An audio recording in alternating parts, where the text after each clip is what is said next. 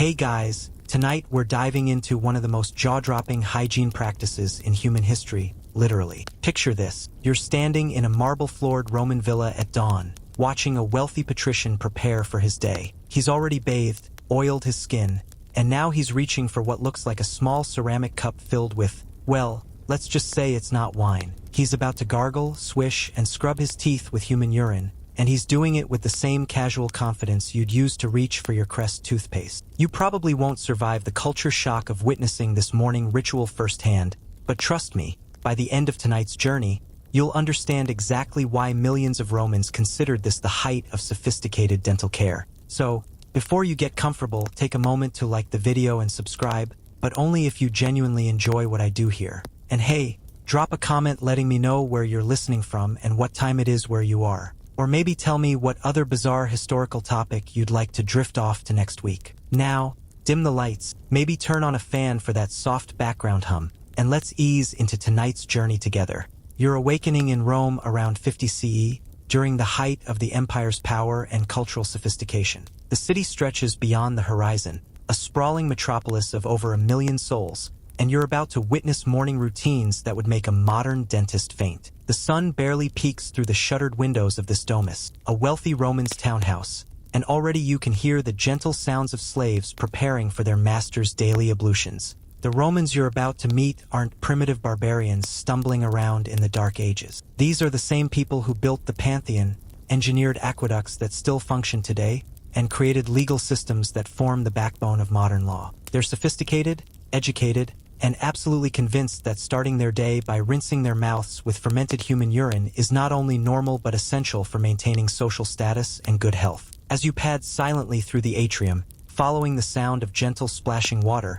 you notice the intricate mosaics beneath your feet depicting scenes of daily Roman life. Ironically, none of these artistic masterpieces show what you're about to witness, though the practice was as common as morning prayers. The Romans were remarkably open about bodily functions that modern society considers taboo, yet they also maintained certain discretions about the more intimate details of their personal care routines. You pause outside the private chambers where the dominus, the master of the house, is beginning his morning ritual. Through the slightly ajar door, you glimpse him standing before a bronze mirror, surrounded by an array of small vessels, scrapers, and what appears to be dental implements that would look vaguely familiar to a modern dentist, if not for their crude construction and the disturbing contents of those ceramic cups. The slave attending him, a young Greek man captured during one of Rome's many military campaigns, moves with practiced efficiency. He's clearly performed this routine hundreds of times, measuring precise amounts of aged urine into a silver cup, testing its temperature with his finger,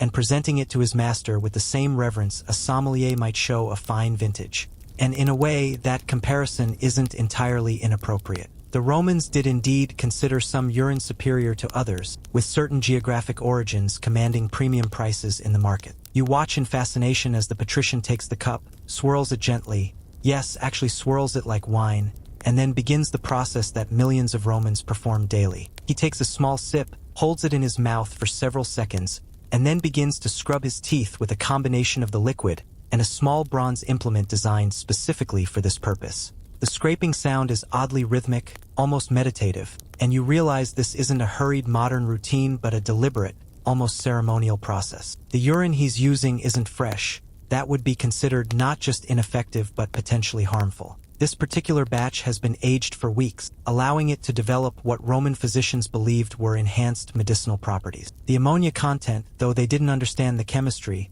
had indeed concentrated to levels that could effectively break down plaque and kill bacteria. Modern science would later prove that the Romans accidentally stumbled onto something that actually worked, even if their understanding of why it worked was completely wrong. As you observe this morning ritual, you begin to understand that what seems bizarre to modern sensibilities was, to the Romans, simply the most advanced dental care available. They lived in a world without antibiotics, without understanding of germ theory, and without access to the countless oral care products we take for granted. Yet their teeth, based on archaeological evidence, were often in remarkably good condition, better, in fact, than many medieval Europeans who abandoned these practices in favor of less effective alternatives. The slave now hands his master a small cloth for wiping, and you notice the careful attention to detail in every movement. This isn't a disgusting chore being rushed through, but a valued health practice being performed with the same care a modern person might apply to an expensive skincare routine. The Romans believed that neglecting this morning ritual would lead not just to dental problems, but to a host of other health issues, from digestive troubles to what they called corruption of the blood. Historians still argue whether this practice originated in Rome or was adopted from another culture, but what's certain is that by the 1st century CE, it had become so embedded in Roman society that abstaining from it would mark someone as either desperately poor or dangerously eccentric. The morning urine ritual was as much a marker of civilization as wearing a toga or speaking Latin. You're still standing in that Roman villa, but now you need to understand how an entire civilization convinced itself that urine was nature's perfect medicine. Step back from the morning dental routine for a moment and let your mind wander through the broader Roman worldview about this golden liquid that flowed so freely from every human body. The Romans didn't just wake up one morning and decide urine would make a great mouthwash. Their belief system around urine as medicine was sophisticated, comprehensive, and backed by centuries of what they considered rigorous observation and medical theory. You're witnessing the result of a medical tradition that viewed the human body as a perfectly balanced system where every substance it produced had potential therapeutic value. Walk with me through the streets of Rome,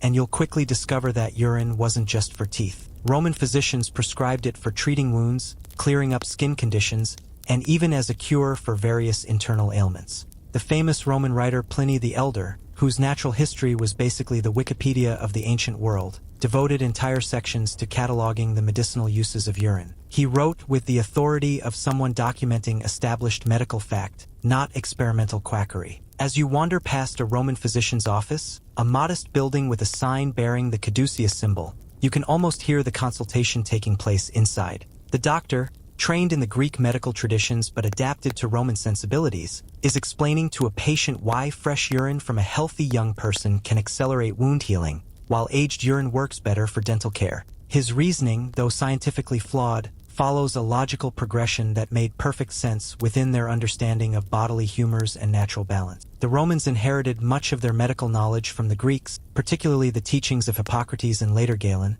but they added their own practical, engineering-minded approach to healthcare. Where Greek medicine was often theoretical and philosophical, Roman medicine was results-oriented. If something seemed to work, and urine treatments often did show positive results, then the Romans systematized it, improved it, and made it available to the masses. You might chuckle at their logic, but consider this. Urine is sterile when it leaves a healthy body, contains natural antibiotics, and the ammonia that develops as it ages can indeed kill bacteria. The Romans accidentally discovered antiseptic properties that wouldn't be scientifically understood for another 1500 years. They were wrong about why it worked, but they weren't entirely wrong about it working. Standing in the Forum Boarium, Rome's cattle market, you'd witness another fascinating aspect of Roman urine medicine. Vendors didn't just sell cattle, they also sold what they collected from those cattle. Animal urine, particularly from horses and cattle, was considered especially potent for certain conditions. Roman physicians believed that the diet and lifestyle of the animal influenced the medicinal properties of its urine,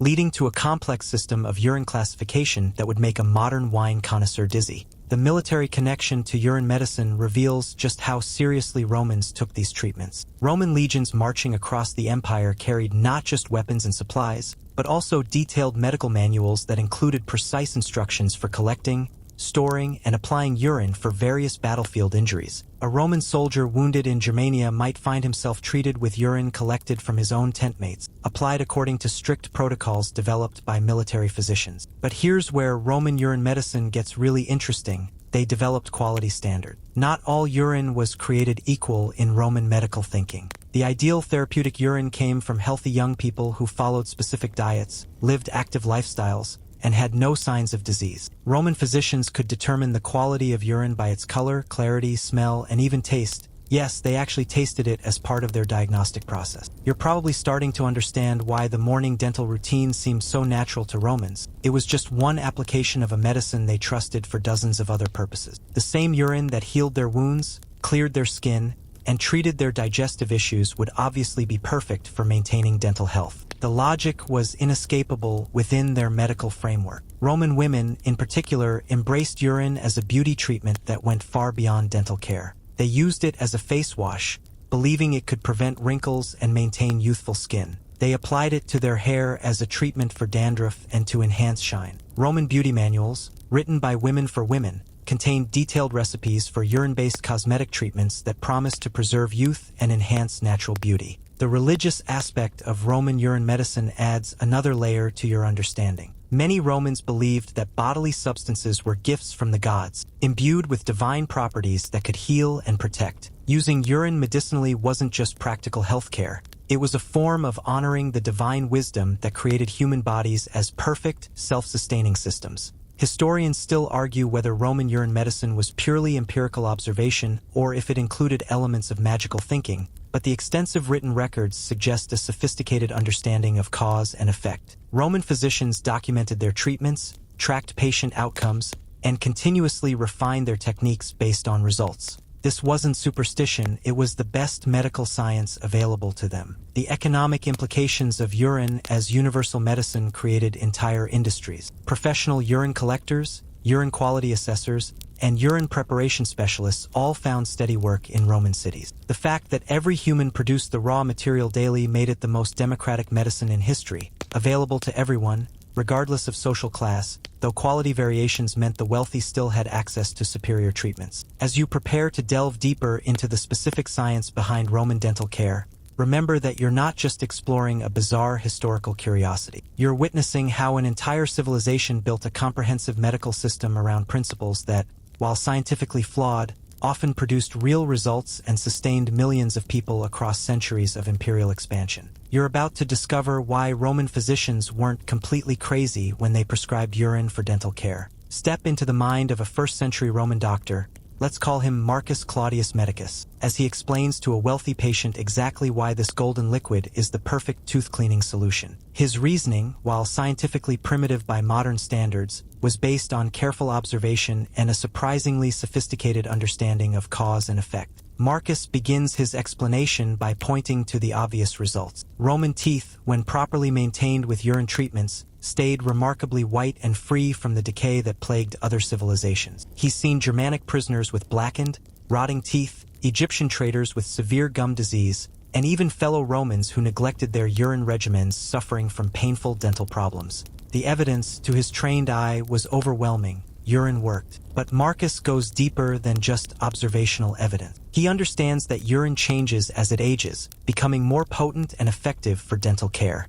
What he doesn't know, but you do, is that fresh urine contains urea, which breaks down into ammonia over time. This ammonia acts as a powerful alkaline cleaner, capable of breaking down plaque, killing bacteria, and yes, actually whitening teeth. The Romans accidentally discovered one of nature's most effective antiseptics and bleaching agents. You're watching Marcus demonstrate this principle using a piece of yellowed bone, probably from last night's dinner. He dips the bone into fresh urine, and nothing dramatic happened. Then he shows the same bone treated with urine that's been aged for several weeks. The difference is visible even to your untrained eye. The aged urine has clearly cleaned and lightened the bone surface. Marcus nods sagely, unaware that he's demonstrating basic chemistry that won't be formally understood for another 15 centuries. The Roman understanding of dental disease was surprisingly accurate in some respects. They recognized that certain foods, particularly sweet ones, caused tooth problems. They understood that dental health was connected to overall health. They even noticed that people who maintained better oral hygiene lived longer and suffered from fewer systemic diseases. Where they went wrong was in understanding the mechanism, but their practical conclusions were often spot on. Marcus explains to his patient that teeth are essentially bones that need regular cleaning to prevent corruption.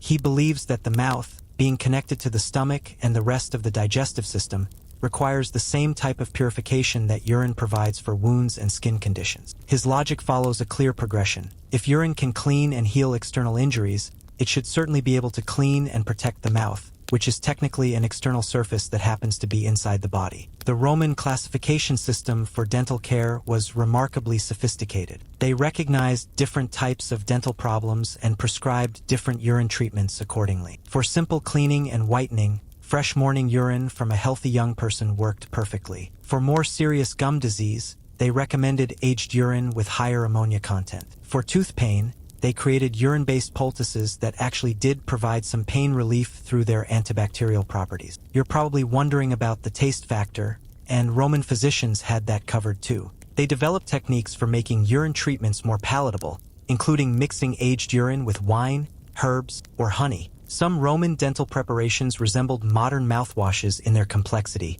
combining urine with mint, myrrh, and other aromatic substances that masked the taste, while supposedly enhancing the medicinal properties. The Romans also understood something that modern dentistry confirms: consistency matters more than intensity. Marcus instructs his patients to use urine dental treatments daily, in small amounts, rather than occasional intensive sessions. This daily routine prevented the buildup of plaque and bacteria that led to more serious dental problems requiring more drastic interventions. But here's where Roman dental science gets really interesting. They recognized that diet affected both the quality of urine and the health of teeth. Romans who wanted the best possible dental care were advised to maintain diets rich in certain foods that would improve their urine quality while also protecting their teeth. This created a holistic approach to dental health that connected diet, lifestyle, and treatment in ways that modern holistic dentistry is just beginning to rediscover. Marcus pulls out a bronze instrument that looks disturbingly like a modern dental pick. He explains how proper application of urine requires mechanical action as well as chemical cleaning. The Romans understood that simply swishing urine around the mouth wasn't enough. They needed to physically scrape away buildup while the urine did its chemical work. Their dental tools, while crude by modern standards, were designed specifically for use with liquid treatments and were surprisingly effective at plaque removal. The Roman understanding of gum health was particularly advanced. They recognized that red, swollen gums were a sign of disease, and that urine treatments could reduce inflammation and promote healing. Modern science confirms that the ammonia in aged urine would indeed have antibacterial effects that could help with gum disease, though obviously there are much safer and more pleasant alternatives available today. Roman physicians also documented the connection between dental health and fresh breath. They understood that bad breath often indicated dental problems, and that proper urine treatment could address both issues simultaneously. Their breath-freshening techniques, while starting with urine, often concluded with aromatic herbs and oils that left patients with acceptably pleasant breath by Roman standard. Historians still argue whether Roman dental practices were influenced by earlier Egyptian or Greek traditions, but the systematic use of aged urine appears to be a distinctly Roman innovation. The Romans took scattered folk remedies and transformed them into a comprehensive dental care system that was taught in medical schools and practiced throughout the empire. The scientific accuracy of Roman dental theory becomes even more impressive when you consider that they were working without microscopes, without understanding of bacteria, and without knowledge of chemical compounds. They developed effective treatments through pure observation and trial and error experimentation, creating a dental care system that actually worked despite being based on incomplete scientific understanding. As Marcus concludes his explanation to the patient, you realize that Roman dental science wasn't just about urine. It was about developing systematic approaches to health problems using the tools and knowledge available at the time. The fact that modern science can explain why their treatments worked doesn't diminish the intelligence and observational skills that led them to discover these techniques in the first place. You're now entering the most exclusive circles of Roman society, where dental care isn't just about health. It's about displaying your wealth, sophistication, and access to the finest luxuries the empire can provide. Picture yourself at a dinner party in the home of Senator Gaius Maximus, where the guests are subtly competing to see who has the whitest, most perfectly maintained teeth, achieved through the most expensive and exotic urine treatments money can buy. The conversation around the low dining tables, Romans 8 lying down, remember, keeps drifting to dental care with the same enthusiasm modern socialites might discuss designer handbags or luxury skincare routines. You listen as Senator Maximus casually mentions that his morning dental routine now includes urine imported from the mountains of northern Spain, collected from shepherds who follow a strict diet of wild herbs and mountain spring water. The cost of shipping this liquid gold to Rome would feed a working-class family for months. But even that pales in comparison to the story shared by Marcus Crassus the Younger, whose family fortune allows him to indulge in what he calls virgin's morning dew, urine collected from healthy young women who've never given birth, maintained on diets of honey, goat's milk, and specific Mediterranean herbs. The collection process alone requires a small army of servants, specialized storage facilities, and a network of physicians who certify the quality and purity of each batch. You're witnessing the birth of luxury healthcare, where the basic human need for dental care has been transformed into an elaborate status symbol. The Romans understood that everyone needed to clean their teeth, but the wealthy created an entire culture around having access to the very best tooth cleaning materials available in the known world. Your morning urine routine became a way to demonstrate not just your sophistication, but your connections, your wealth, and your commitment to maintaining the highest standards of personal care. The social implications are staggering when you really think about them. A Roman businessman negotiating a major trade deal might smile broadly during discussions, knowing that his perfectly white teeth, maintained through expensive Portuguese urine treatments, communicate his success and attention to detail more effectively than any verbal boasting. His teeth become a form of nonverbal resume, advertising his access to the finest things in life. Roman women took this competitive dental care to even more elaborate extremes. The wives of successful merchants and politicians developed morning routines that could take hours, involving multiple types of urine applications,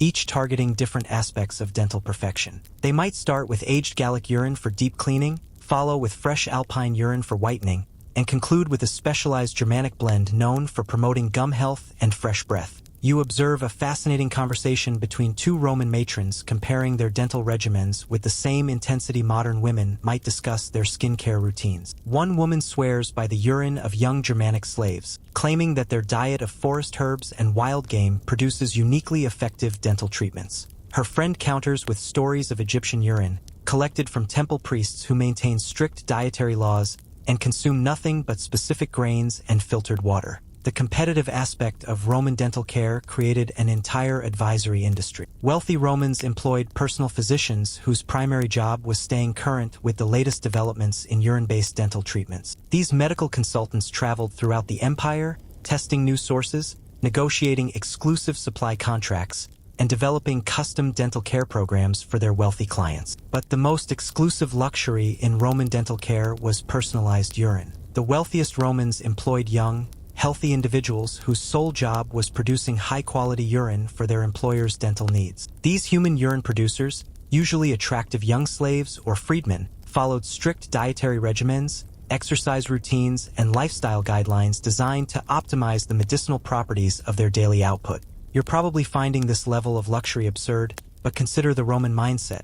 They lived in a world where access to clean water was a luxury, where effective medicine was rare and expensive, and where personal appearance directly correlated with social and economic opportunities. Having access to the finest dental care wasn't just vanity. It was a practical investment in maintaining the social connections that sustained their wealth and power. The geographic specificity of premium urine became incredibly sophisticated. Roman dental connoisseurs developed preferences as refined as modern wine enthusiasts. Portuguese urine was prized for its whitening properties, supposedly due to the local diet of specific seafood and Mediterranean vegetation. Germanic urine was valued for its strength and effectiveness against stubborn plaque, attributed to the harsh northern climate and protein-rich diet of the producers. Spanish mountain urine commanded premium prices because the high altitude and pure air supposedly created ideal conditions for producing medicinal urine. Egyptian temple urine was considered especially pure due to the religious dietary restrictions followed by the priests who produced it. Roman dental care became a form of geographic gastronomy, where the origin of your urine was as important as the origin of your wine or olive oil. The storage and aging of premium urine required specialized facilities that rivaled wine cellars in their sophistication. Wealthy Romans invested in climate-controlled storage rooms, special ceramic vessels designed to optimize the aging process, and expert servants who could determine the perfect moment when aged urine reached peak effectiveness for dental care. Social gatherings often included subtle displays of dental perfection achieved through these expensive treatments. Romans would engage in conversations specifically designed to showcase their smiles, laugh at precisely the right moments to display their teeth, and even develop eating habits that maximized opportunities to demonstrate their dental superiority. Historians still argue whether the Roman obsession with luxury dental care was primarily about health or status, but the evidence suggests it was both. The wealthy genuinely believed that superior urine treatments provided better dental health, while simultaneously understanding that visible dental perfection communicated their social position more effectively than expensive clothing or jewelry. The democratization of basic urine dental care meant that even slaves and poor citizens could maintain reasonably good dental health, but the luxury market created dramatic disparities in dental perfection that served as clear social markers. You could literally identify someone's social class by the quality of their smile, creating a visible hierarchy that reinforced existing social structures while promoting competition for better dental care throughout Roman society. You're about to embark on one of the most bizarre trade routes in human history, the liquid gold highway that brought Portuguese urine across mountains, rivers, and hostile territories to reach the wealthy dental markets of Rome. Pack your mental luggage and prepare to follow amphora after amphora of carefully aged human waste as it travels over 1,000 miles to become the most prized dental care product in the empire. The journey begins in the rugged hills of northern Portugal, where Roman entrepreneurs have established what can only be described as urine farms. You're standing in a collection facility that looks surprisingly sophisticated, a complex of stone buildings, storage tanks, and quality control stations where Roman businessmen have turned human waste into liquid profit. The local Lusitanian tribes, initially baffled by Roman interest in their bodily waste, have quickly adapted to this strange new economy. The Portuguese urine trade started almost by accident. Roman merchants traveling through Lusitania noticed that the local population had remarkably white, healthy teeth despite having no access to Roman medical knowledge or dental tools. Investigation revealed that the locals had been using their own urine for dental care for generations, but the quality was exceptionally high due to their unique diet and lifestyle. The Lusitanian advantage came from their environment and eating habit. The coastal region provided a diet rich in specific seafood that Roman physicians believed enhanced urine quality. The mountainous terrain required constant physical activity that supposedly purified the blood and improved all bodily functions. Most importantly, the local water sources, filtered through granite mountains and flavored with unique mineral deposits, created what Roman dental experts considered the perfect foundation for superior urine production. You watch Roman quality inspectors examining fresh Portuguese urine with the same attention wine merchants might give to a new vintage. They test color, clarity, and aroma, making notes on wax tablets about the specific characteristics that make this batch suitable for export to Roman dental markets. The inspection process is remarkably thorough. Only about 30% of collected urine meets the standards for export to wealthy Roman customers. The logistics of transporting liquid across the empire present challenges that would impress modern shipping companies. Roman engineers developed specialized amphora designs specifically for urine transport, with narrow necks to minimize evaporation and special sealing techniques to prevent contamination during the months-long journey to Rome. Each amphora holds about 6 gallons of aged urine and is marked with detailed information about its origin, collection date, and quality grade. The overland route from Portugal to Rome covers nearly 1,500 miles of some of the most challenging terrain in the empire. You're traveling with a caravan of 20 mules, each carrying 4 amphora of precious Portuguese urine, moving slowly and carefully to avoid the jolting that could damage the delicate aging process. The caravan master, a grizzled veteran of dozens of these liquid gold runs, treats his cargo with the same respect other merchants might show silk or spices. Security becomes a major concern as word spreads about the value of Portuguese urine in Roman market. Bandits who might ignore a wine shipment will risk their lives to steal urine amphora that sell for 10 times the price of the finest Italian vintages. Your caravan travels with armed guards, follows established Roman roads whenever possible, and maintains connections with local military commanders who can provide protection in exchange for samples of the precious cargo. The economics of the Portuguese urine trade reveal just how profitable this bizarre business has become. A single amphora of premium Portuguese urine, purchased from local collectors for about the price of a good meal, sells in Rome for enough money to buy a small house. The markup reflects not just the transportation costs and risks, but the incredible demand from wealthy Romans who consider Portuguese urine the ultimate luxury in dental care. Weather becomes a constant enemy during the journey. Too much heat can spoil the aging process, while cold temperatures can alter the chemical composition that makes Portuguese urine so effective. Caravan masters develop sophisticated techniques for protecting their cargo, including insulated storage methods and route planning that avoids the extremes of mountain passes and desert crossings. River crossings present particularly dangerous moments for the urine trade. You watch nervously as workers carefully load amphora onto ferry boats, knowing that a single accident could destroy months of collection work and thousands of denarii in profit.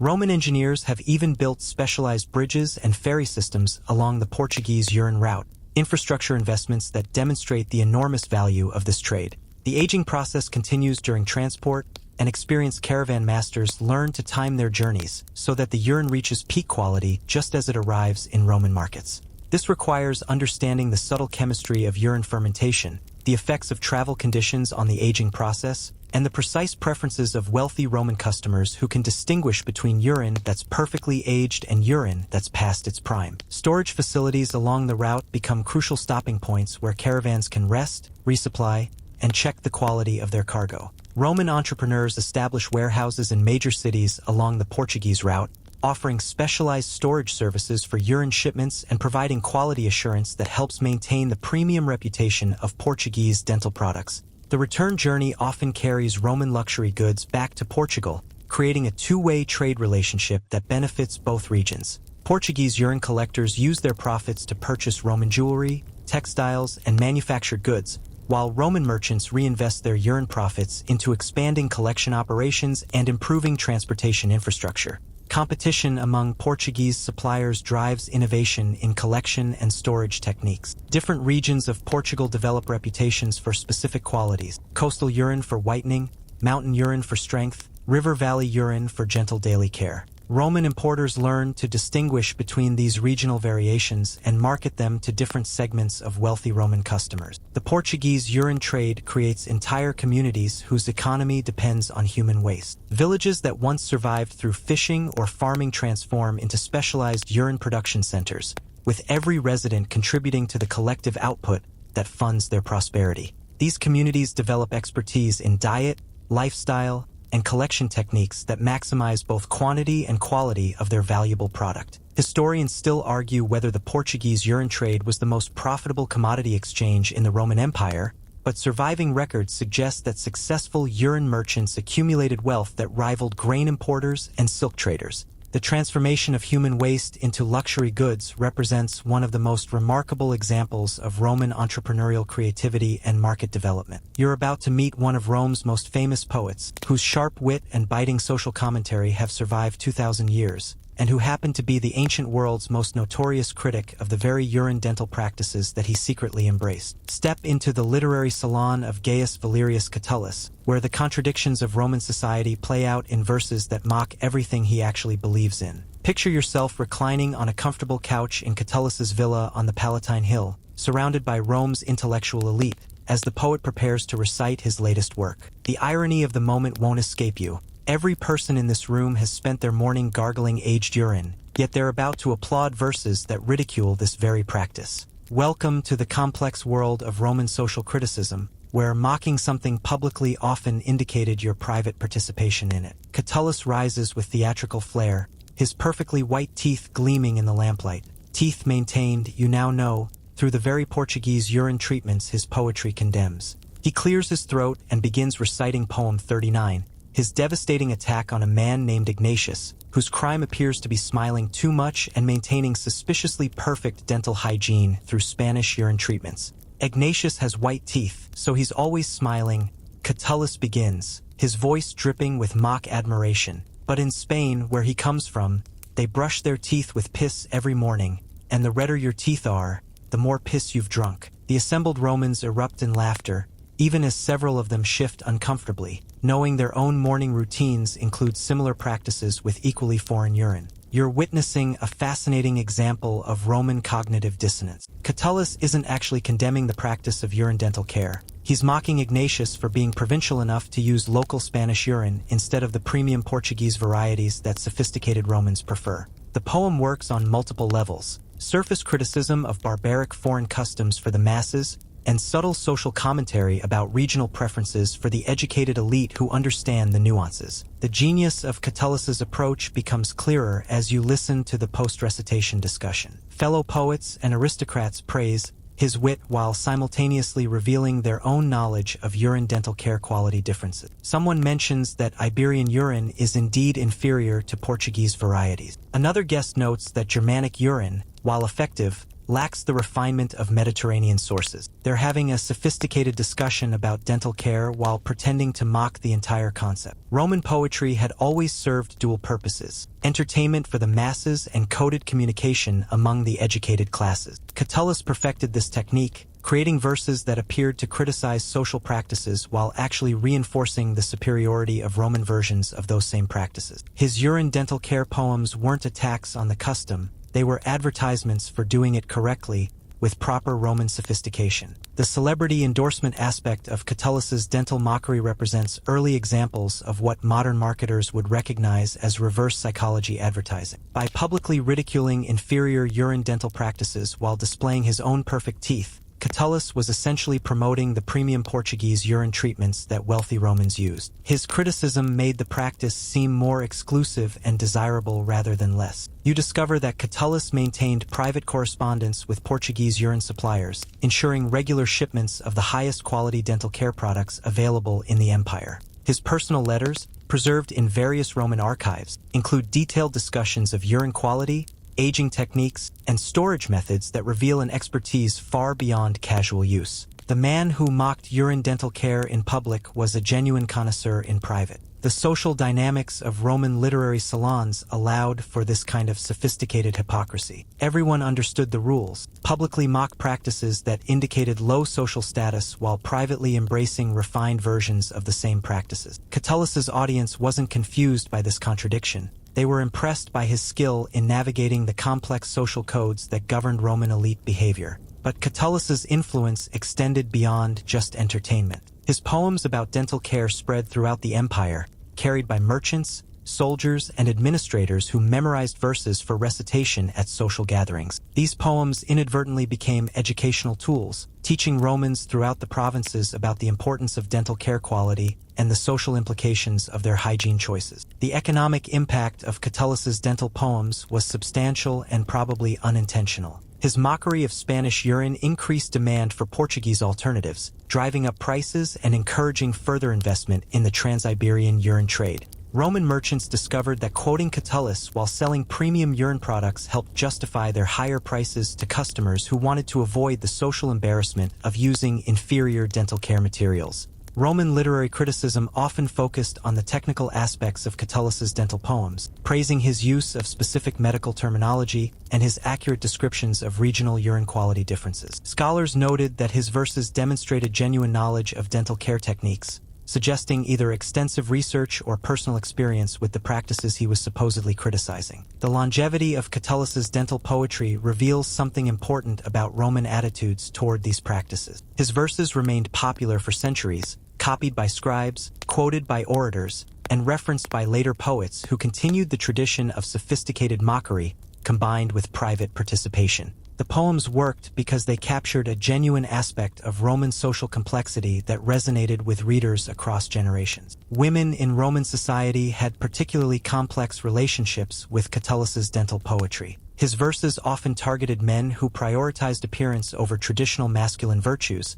but Roman women understood that maintaining perfect teeth was essential for their own social success. Female readers could appreciate the poetry while applying its lessons to their own dental care decisions. Historians still argue whether Catullus intended his dental poems as genuine social criticism or as elaborate advertisements for luxury dental care products. The surviving evidence suggests both interpretations are correct. Roman poetry was sophisticated enough to function simultaneously as entertainment, social commentary, and commercial promotion. The celebrity culture that surrounded Catullus transformed him into an inadvertent spokesperson for Roman dental care standard. Wealthy Romans throughout the empire wanted teeth that looked like Catullus's teeth, achieved through dental care routines that followed Catullus's implicit recommendations rather than his explicit criticisms. His influence on Roman beauty standards lasted long after his death and contributed to the continued popularity of urine-based dental treatments throughout the imperial period. You're about to examine the surprisingly sophisticated toolkit that Romans developed for their daily urine dental care routines. Step into the private chambers of a wealthy Roman home and discover that the bronze and silver implements scattered across marble surfaces aren't primitive torture devices.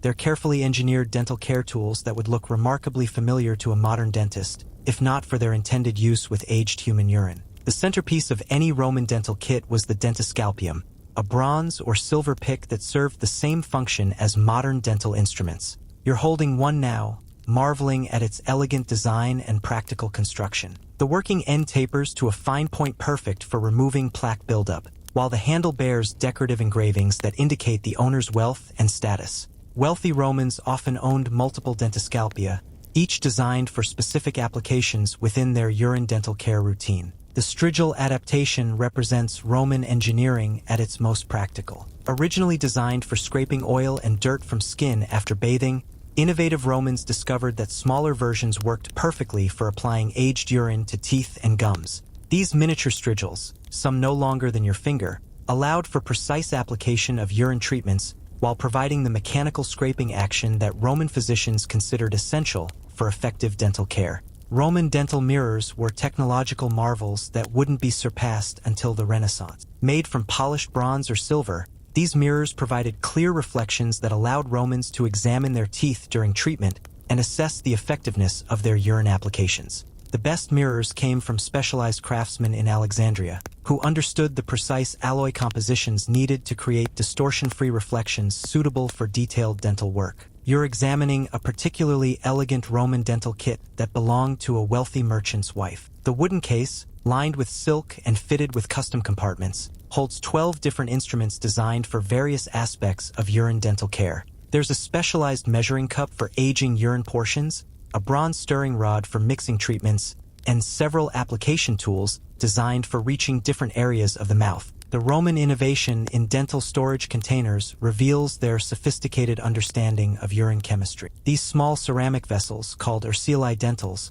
were designed with narrow necks to minimize evaporation and special glazing that prevented chemical reactions with the aging urine. Different sizes accommodated everything from daily fresh urine rinses to precious aged Portuguese treatments that required careful preservation. Roman dental cloths represented textile technology specifically adapted for oral care. Woven from fine linen and often imported from Egypt, these cloths were designed to absorb just the right amount of urine for application while remaining soft enough to avoid damaging sensitive gum tissue.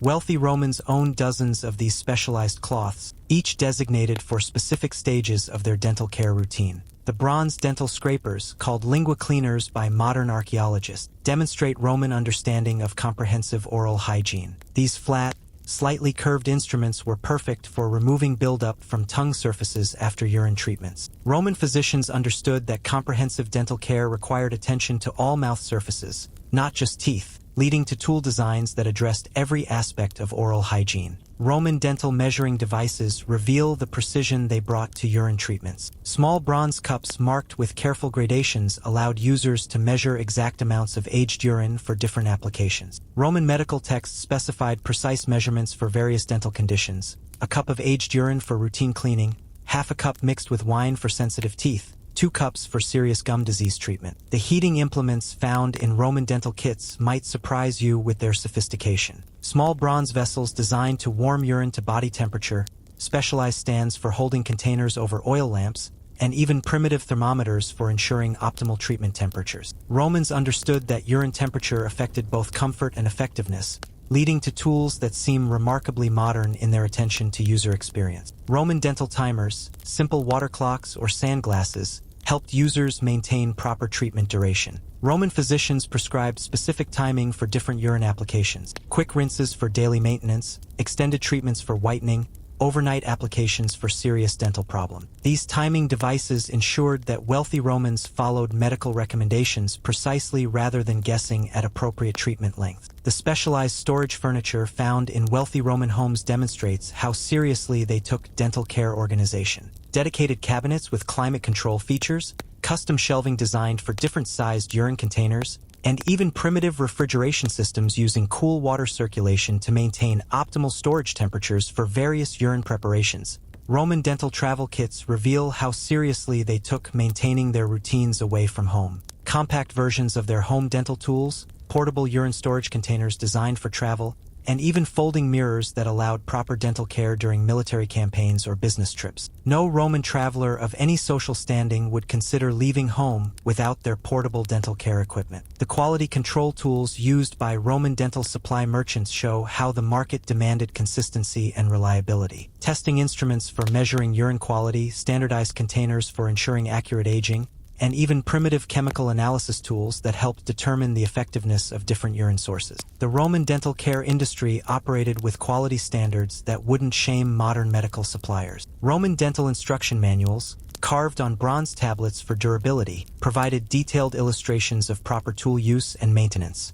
These technical guides covered everything from basic daily cleaning techniques to advanced procedures for serious dental problems. The illustrations are remarkably clear and accurate, demonstrating Roman commitment to education and proper technique in dental care. The maintenance tools for dental instruments reveal Roman understanding of hygiene and longevity. Special cleaning solutions for bronze instruments, polishing compounds for maintaining mirror clarity, and sharpening tools for keeping dental picks at optimal effectiveness. Romans understood that their dental tools were investments requiring proper care to maintain their functionality and appearance. Historians still argue whether Roman dental tools were inspired by Egyptian or Greek precedents, but the archaeological evidence suggests distinctly Roman innovations adapted specifically for urine-based treatments. The precision and sophistication of these tools demonstrate that Roman dental care was far from primitive. It was a highly developed medical specialty with specialized equipment that rivaled any other aspect of Roman healthcare technology. You're sitting in the office of Marcus Quinctus Medicus,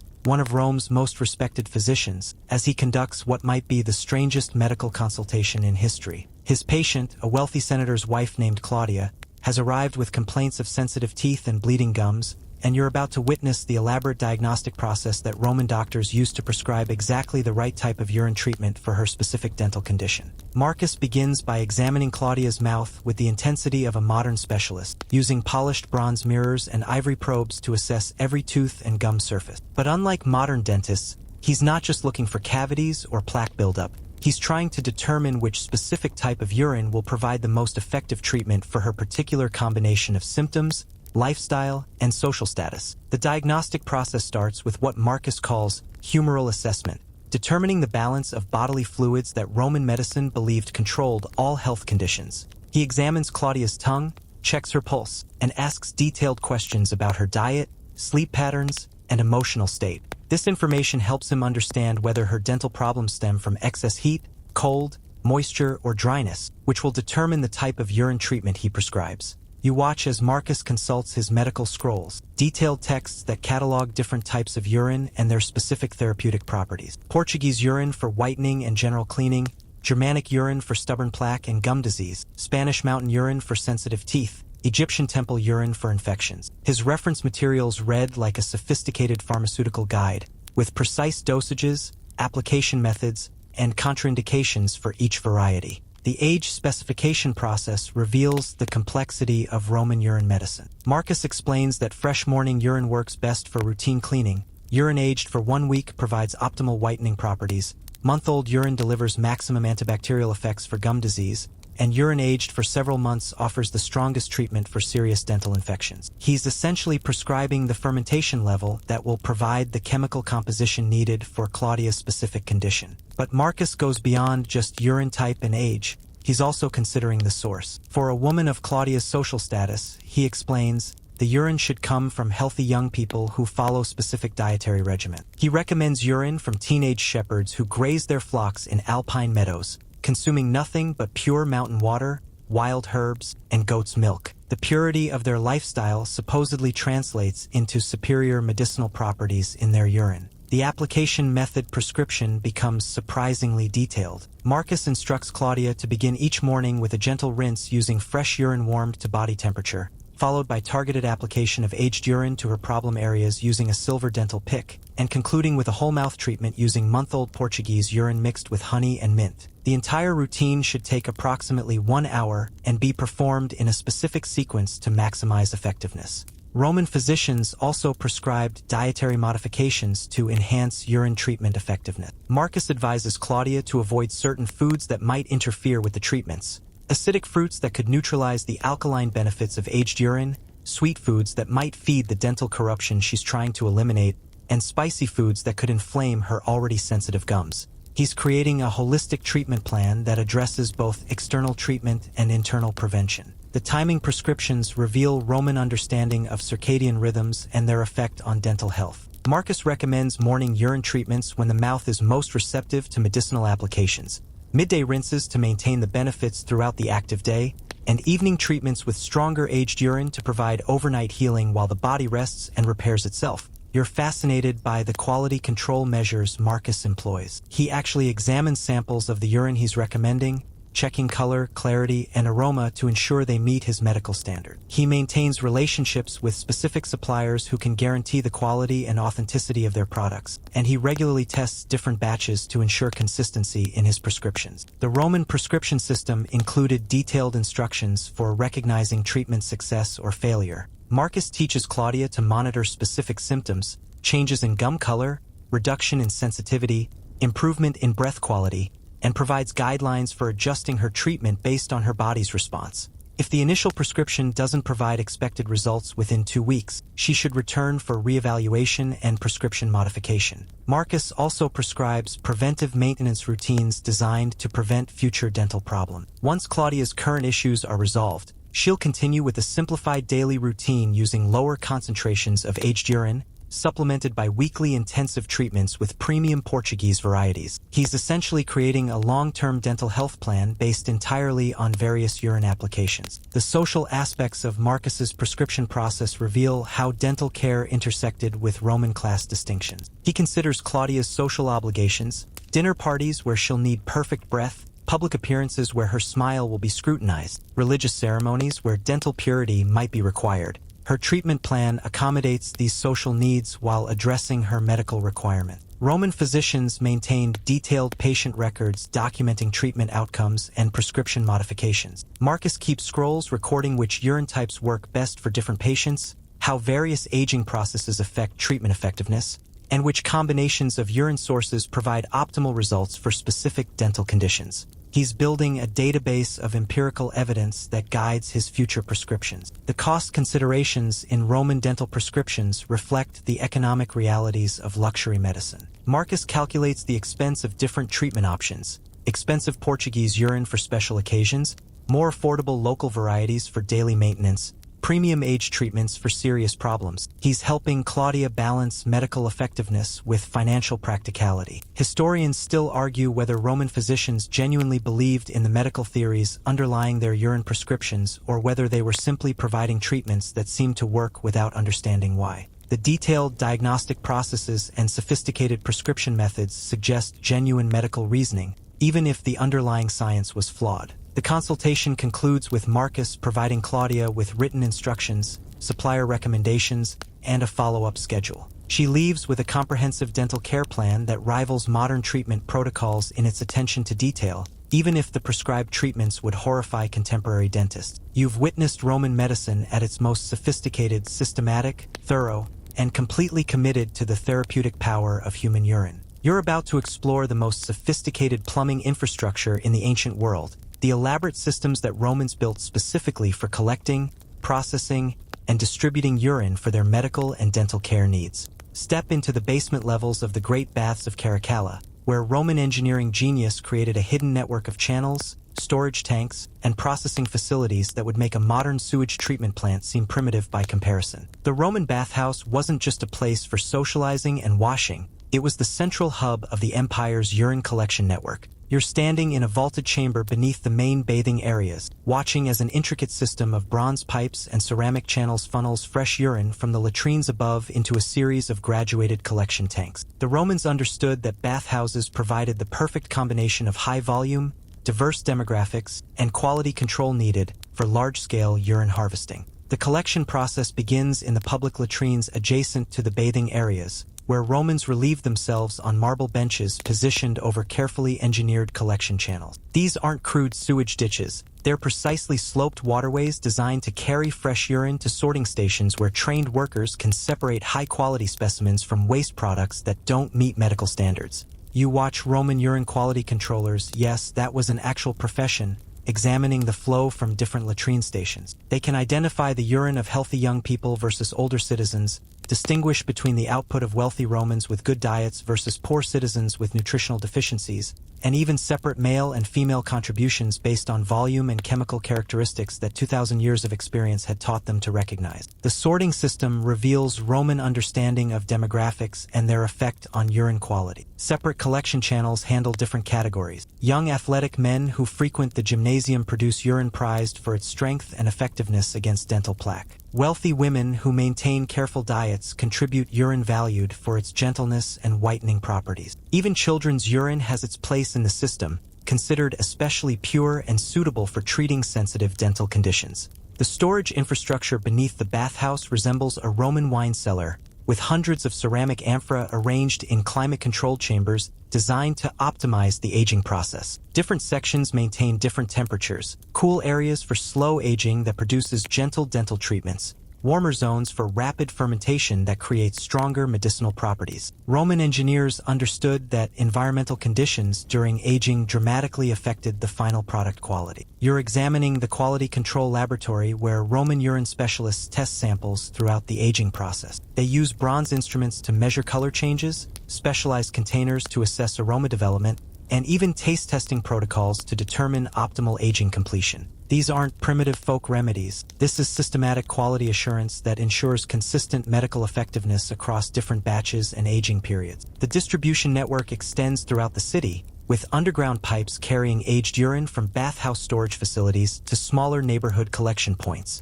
Wealthy residential areas have their own dedicated distribution lines, ensuring that premium customers receive fresh supplies of properly aged urine without having to visit public facilities. The Romans built a citywide urine delivery system that functioned as efficiently as their famous aqueducts. The mechanical systems for processing large volumes of urine demonstrate Roman engineering at its most innovative. Bronze pumps move liquids between different storage levels, filtration systems remove impurities that might affect aging quality, and mixing chambers allow workers to blend different urine types to create custom medical preparations. These facilities could process thousands of gallons daily while maintaining the quality standards demanded by Roman medical practice. Roman urine processing facilities employed hundreds of workers in specialized roles that created entirely new professions. Urine collectors gathered raw materials from public facilities, quality assessors determined which specimens met medical standards, aging specialists monitored fermentation processes,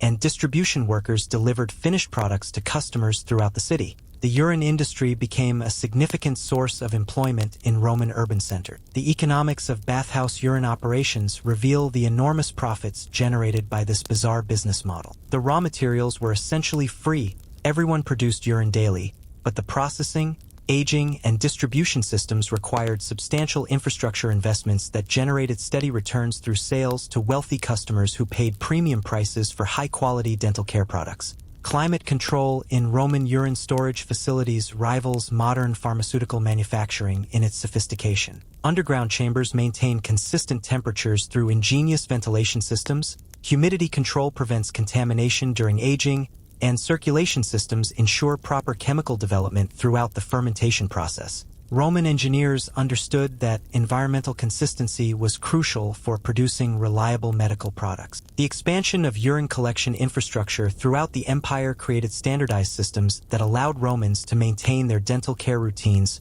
regardless of location. Military camps, provincial cities, and frontier settlements all featured scaled-down versions of the bathhouse collection systems, ensuring that Roman citizens could access familiar dental treatments even in remote locations. Roman innovation in container design specifically for urine storage and transport shows their commitment to maintaining product quality throughout the distribution chain. Special sealing techniques prevent contamination, graduated markings allow precise measurement of contents, and ergonomic designs facilitate easy handling by workers who moved hundreds of containers daily through the processing and distribution network. The maintenance requirements for Roman urine infrastructure were substantial but manageable through their systematic approach to public works. Regular cleaning schedules prevented contamination, routine inspections identified potential problems before they affected product quality, and repair protocols ensured continuous operation of systems that served hundreds of thousands of customers throughout the empire. Safety protocols in Roman urine facilities demonstrate their understanding of health risks associated with large-scale waste processing. Workers wore protective clothing,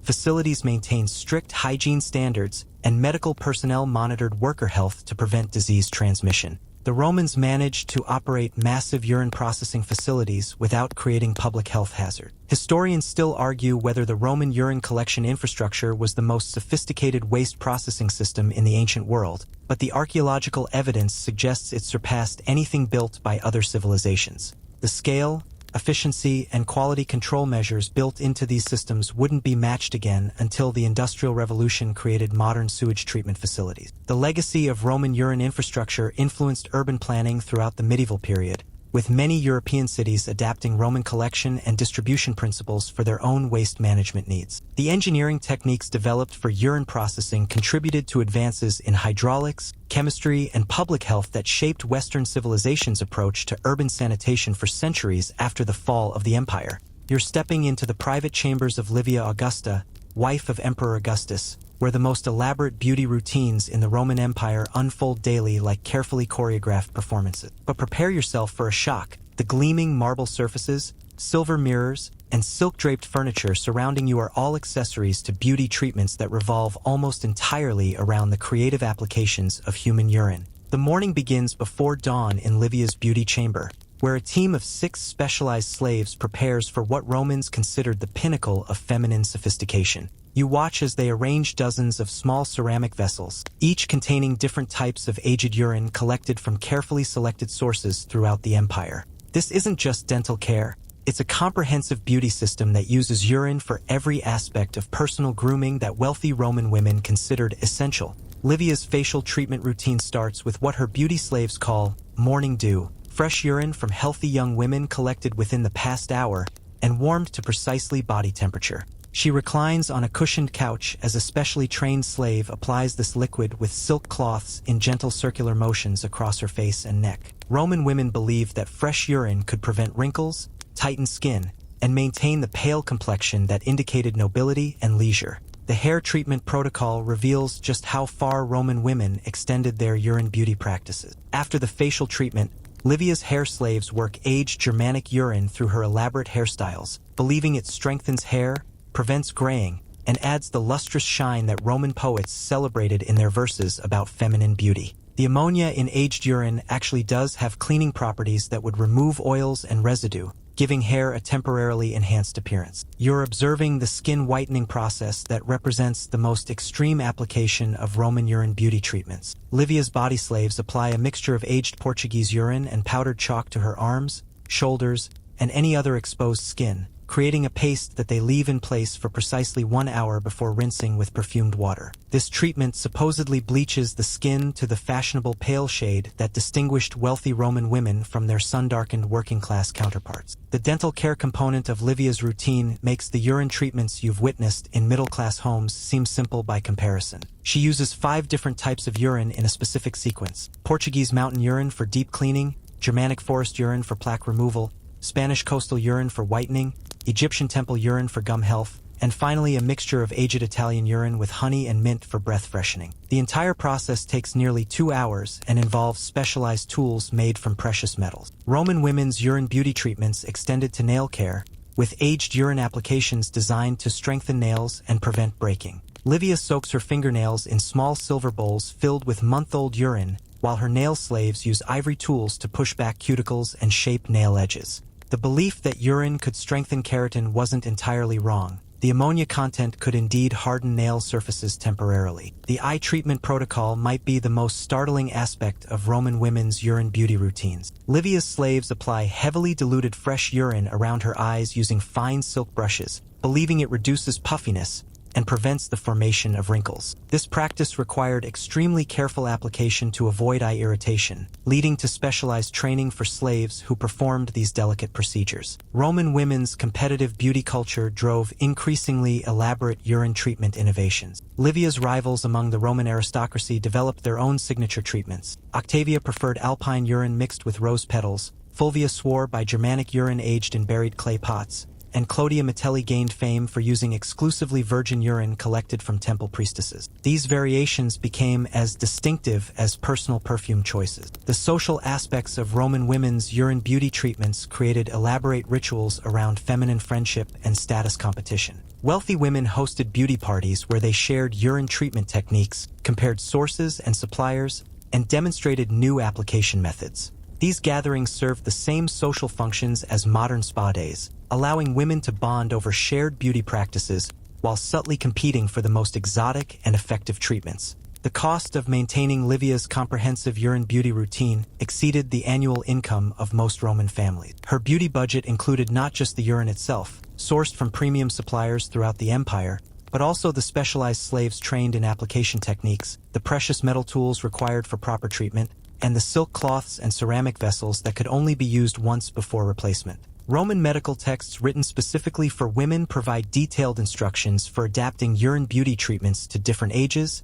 skin types, and social situations. Young women receive guidance for using urine to maintain their natural beauty. Mature women learn techniques for combating aging signs, and elderly women discovered methods for preserving dignity and attractiveness through careful urine applications. The preservation of Roman women's beauty secrets reveals how seriously they took these treatments. Wealthy families maintained libraries of beauty scrolls passed down through generations, documenting successful urine treatment combinations, effective application techniques, and trusted supplier relationships. These beauty archives were considered as valuable as financial records or property deeds. Roman women adapted their urine beauty routines for travel, developing portable kits that allowed them to maintain their treatments during long journeys. These travel beauty cases included specialized containers for different urine types, miniature application tools, and instruction scrolls that ensured consistent treatment quality, regardless of location. The religious dimensions of Roman women's urine beauty treatments connected personal grooming to spiritual practices. Many women believed that using pure urine in their beauty routines honored the gods who created human bodies as perfect systems,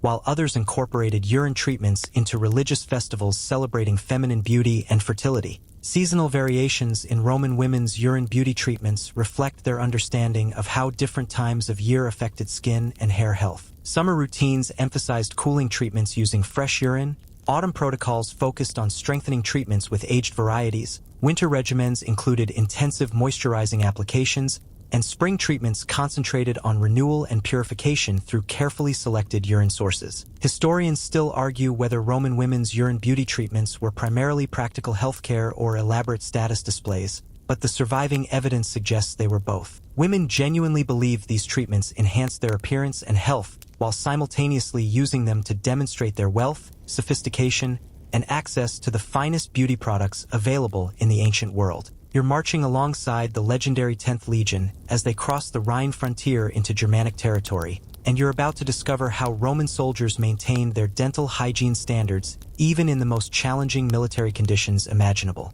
The sound of hobnailed boots on frozen ground mingles with the gentle sloshing of liquid in hundreds of small leather containers. Each legionnaire carries his own portable urine supply as essential equipment for maintaining Roman military discipline and health. The Roman military approach to dental care reveals the empire's commitment to maintaining civilization even at the edges of the known world. You watch as Centurion Marcus Flavius inspects his men's dental equipment during the morning weapons check, examining their portable urine containers with the same attention he gives to their gladii and shields. A Roman soldier with poor dental health was considered unfit for duty, not just because of potential pain and infection, but because bad breath and rotting teeth indicated a lack of discipline that could spread throughout the ranks. The logistics of supplying urine for dental care to an army of 5,000 men presents challenges that would impress modern military quartermasters. Roman legions developed sophisticated collection and distribution systems that ensured every soldier had access to properly aged urine regardless of their location or tactical situation. Field collectors, usually younger soldiers or camp followers,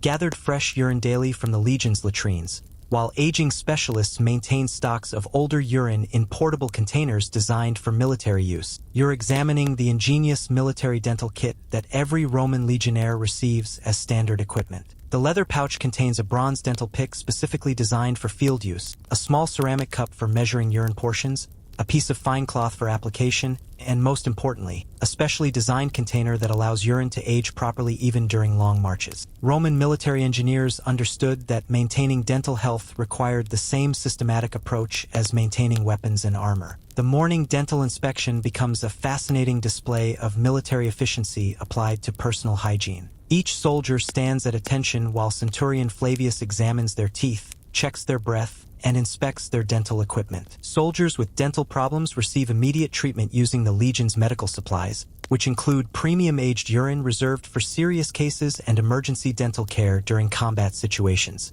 Roman military camps featured dedicated urine processing facilities that rivaled the bathhouse systems back in Rome. You explore a temporary camp where Roman engineers have constructed collection trenches, aging pits, and distribution centers that can serve 5,000 men, while remaining completely portable. When the Legion moves, These facilities can be dismantled and reconstructed at the next camp within hours, ensuring continuity of dental care throughout extended campaigns. The quality control measures in military urine operations demonstrate Roman commitment to maintaining standards even in hostile territory. Military medical officers test urine quality using the same protocols employed in civilian facilities, rejecting specimens that don't meet military health requirements. Roman soldiers receive dental care that meets the same quality standards as wealthy civilians back in Rome, reflecting the empire's belief that military effectiveness depends on maintaining civilization's benefits even in barbaric lands. Combat applications of Roman dental care reveal how seriously military commanders took oral health maintenance. Before major battles, soldiers receive intensive dental treatments using the strongest aged urine available,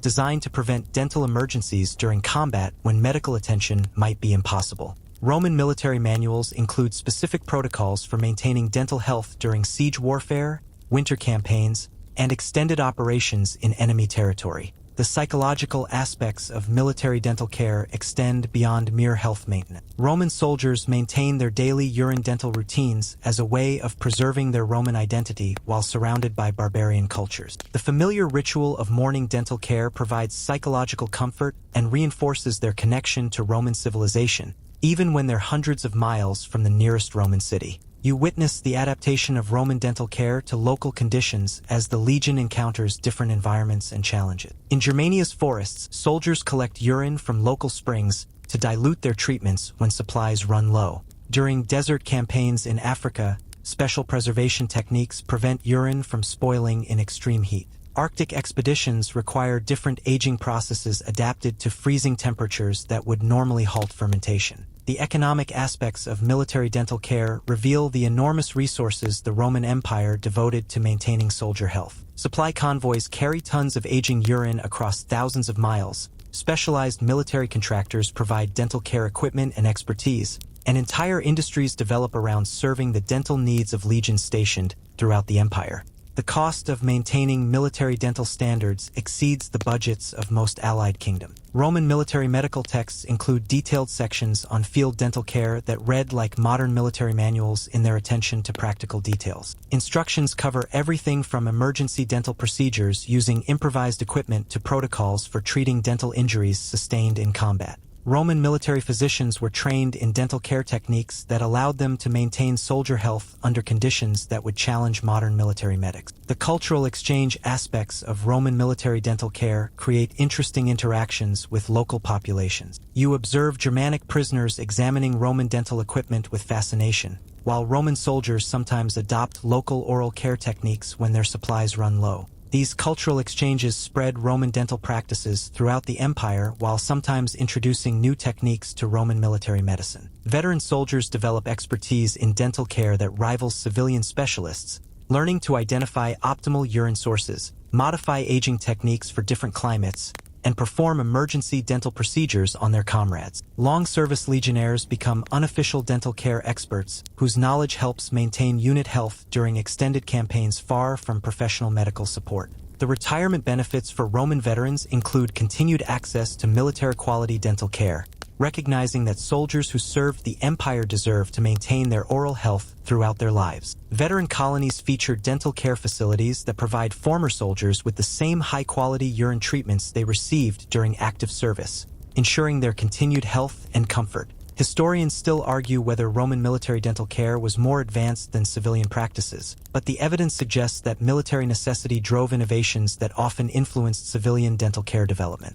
The portable equipment, efficient processing systems, and standardized procedures developed for military use frequently found their way into civilian medical practice throughout the empire. The legacy of Roman military dental care influenced medieval European armies, with many military organizations adopting modified versions of Roman dental health protocol. The systematic approach to maintaining soldier health through disciplined personal care routines became a model for military medical practice that persisted long after the fall of the Roman Empire. You're entering the sacred precinct of the Temple of Asclepius on Tiber Island, where Roman religious beliefs about health and purity intersect with the divine powers they believed resided in human urine. The marble columns rise around you as priests in white robes prepare for the morning purification ritual, that combines religious devotion with what Romans considered the most sacred form of dental and bodily cleansing available to mortals. The Roman understanding of divine medicine held that the gods created human bodies as perfect systems where every substance produced had sacred purposes. You watch as the high priest, Gaius Claudius Sanctus,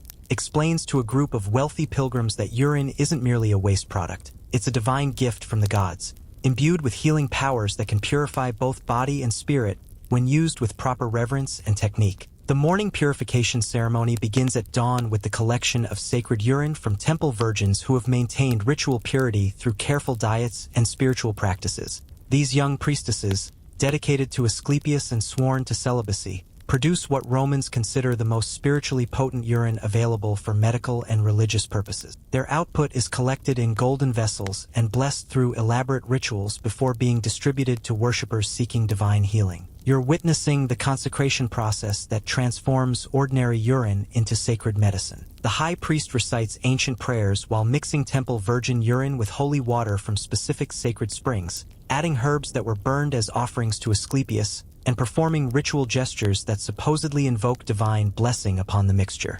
This consecrated urine becomes the most powerful dental and medical treatment available in Roman religious medicine. The religious dental ceremony that follows involves dozens of worshippers participating in communal oral purification using the sacred urine mixture. You watch as they form orderly lines, each person receiving a precisely measured portion of the blessed liquid, while priests chant prayers for health, purity, and divine protection. The dental care becomes a form of communion, connecting worshippers to divine power through the intimate act of cleansing their mouths with sacred substances. Roman religious texts describe urine as one of the 4 sacred humors that connect human bodies to cosmic divine forces. The priests teach that proper use of sacred urine for dental care doesn't just clean teeth, it aligns the spiritual energies within the mouth, purifies the breath that carries prayers to the gods, and maintains the oral purity necessary for effective communication with divine powers. The Temple Medical School attached to the Asclepius Shrine trains priest-physicians in the religious aspects of urine medicine that extend far beyond simple dental care. You observe student priests learning to diagnose spiritual causes of dental problems, prescribe specific religious urine treatments for different moral conditions, and perform healing rituals that combine medical technique with divine intervention. The sacred geography of Roman urine collection reveals how religious beliefs influenced their understanding of medicinal quality. Urine collected within temple boundaries was considered more spiritually potent than secular sources. Urine from priests and priestesses carried divine blessing that enhanced healing properties, and urine collected during religious festivals supposedly contained concentrated divine energy that made it extraordinarily effective for medical treatment. Roman funeral rituals included urine purification ceremonies that prepared the deceased for their journey to the afterlife. Family members would cleanse the corpse's mouth with sacred urine to ensure pure breath in the underworld, while mourners used consecrated urine for their own dental purification as protection against the spiritual contamination associated with death and decay. The prophetic aspects of Roman urine religion created elaborate divination systems based on examining urine characteristics for divine messages. Temple priests could supposedly interpret the color, clarity, and aroma of sacred urine to predict future health, determine divine favor or displeasure, and provide guidance about optimal timing for important dental treatments or other medical procedures. You're observing the seasonal religious festivals that celebrate urine as divine gift and therapeutic blessing. During the Feast of Asclepius, Romans throughout the empire participate in communal urine blessing ceremonies, public dental purification rituals, and thanksgiving offerings that honor the gods for providing this sacred medicine. These festivals reinforce the religious significance of practices that might otherwise seem purely medical. The religious hierarchy within Roman urine medicine creates elaborate systems of spiritual authority over dental care. High priests control access to the most sacred urine sources, temple physicians provide religious medical guidance that secular doctors cannot offer, and ritual specialists perform blessing ceremonies that supposedly enhance the effectiveness of even ordinary urine treatments. Roman religious law includes detailed regulations governing the proper spiritual use of urine for dental and medical purposes. Sacred texts specify ritual purity requirements for collectors, blessing procedures that must be followed for different types of treatments,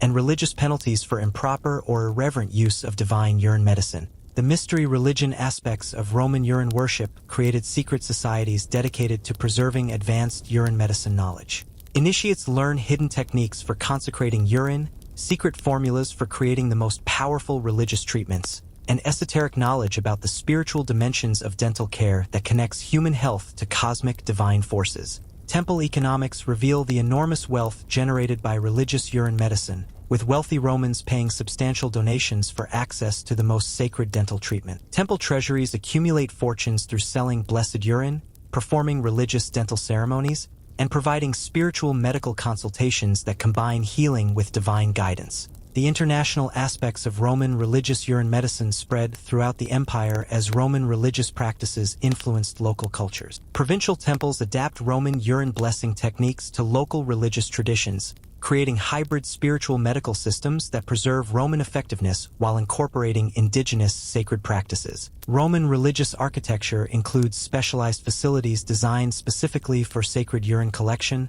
processing, and distribution. Temple complexes feature underground chambers for aging blessed urine, ceremonial halls for communal dental purification rituals, and sacred pools where worshippers can combine urine treatments with spiritual cleansing through divine water. Historians still argue whether Roman religious urine practices represented genuine spiritual beliefs or elaborate systems for legitimizing medical treatments through religious authority, but the extensive temple records suggest that Romans genuinely believed in the divine power of sacred urine to heal both body and spirit. The conversion to Christianity eventually challenged Roman religious urine medicine, but many practices persisted in modified forms as Christian physicians adapted classical medical techniques to new religious frameworks. The sacred dimension of urine medicine influenced medieval European medical practice, where religious blessing remained an important component of healthcare long after the fall of the Roman Empire. You're standing in the bustling Subura market district of Rome, where the morning air fills with the calls of vendors hawking everything from bread and wine to the most exotic commodity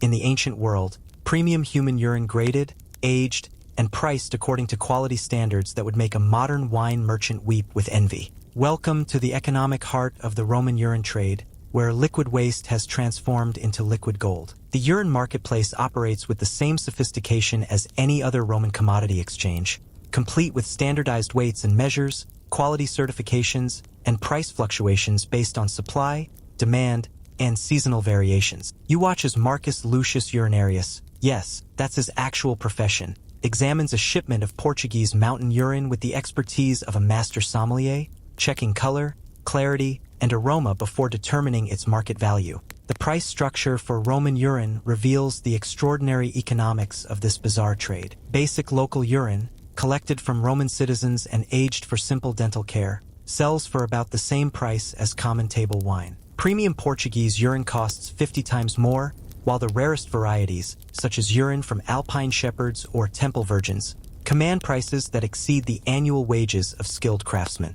Roman urine quality grading systems rival modern agricultural commodity standards in their precision and complexity. You're examining the bronze tablets that serve as official quality certificates, documenting the age, source, diet of the producer, storage conditions, and chemical characteristics that determine market value. These certificates are so valuable that forging them carries the same legal penalties as counterfeiting currency. The auction system for premium urine creates dramatic market scenes where wealthy Romans bid against each other for access to the finest dental care materials available in the empire. You witness an auction where a single amphora of 3-month-aged Portuguese virgin urine sells for enough money to purchase a small villa, while the unsuccessful bidders console themselves by competing for slightly less exclusive alternatives. Roman urine futures markets demonstrate the sophistication of their commodity trading systems. Merchants contract for urine deliveries months in advance, speculating on seasonal quality variations, political disruptions that might affect supply routes, and changing fashion trends among wealthy customers who drive demand for specific varieties. These contracts are legally enforceable and regularly traded among investors who never intend to actually use the urine themselves. The storage and warehousing industry that supports Roman urine commerce employs thousands of workers in specialized facilities throughout the empire. You explore a massive warehouse complex where workers maintain optimal aging conditions for hundreds of different urine varieties, each requiring specific temperature, humidity, and handling protocols that preserve their medicinal properties and market value. Currency exchange rates in Roman urine markets fluctuate based on complex factors that include harvest quality in different regions, transportation costs affected by military campaigns or political unrest, and seasonal demand variations tied to Roman social calendars. Wealthy Romans timed their major dental care purchases to take advantage of favorable market conditions, just as modern investors might time stock purchases. The insurance industry for urine shipments protects merchants against the substantial financial risks of transporting valuable liquid cargo across thousands of miles of potentially dangerous territory. Lloyds of Rome, if such a thing existed, would have made fortunes insuring Portuguese urine caravans against bandit attacks, spoilage during transport, and political disruptions that could destroy entire shipments. Roman banking systems accommodate the unique financial needs of the urine trade, providing letters of credit for international transactions, currency exchange services for cross-border trade, and specialized storage facilities for merchants who need to finance aging inventory over extended periods. Some Roman banks specialize exclusively in urine commerce, developing expertise in this unusual but highly profitable market sector. The employment opportunities created by Roman urine commerce extend far beyond simple collection and sales. Professional urine tasters evaluate quality and authenticity, aging specialists manage fermentation processes, transportation experts handle logistics across the empire, and marketing professionals promote new varieties to wealthy customers. Entire families build generational wealth through urine trade specialization. Regulatory oversight of Roman urine markets protects consumers from fraud and ensures product quality through government inspection system. Imperial officials conduct regular audits of major suppliers,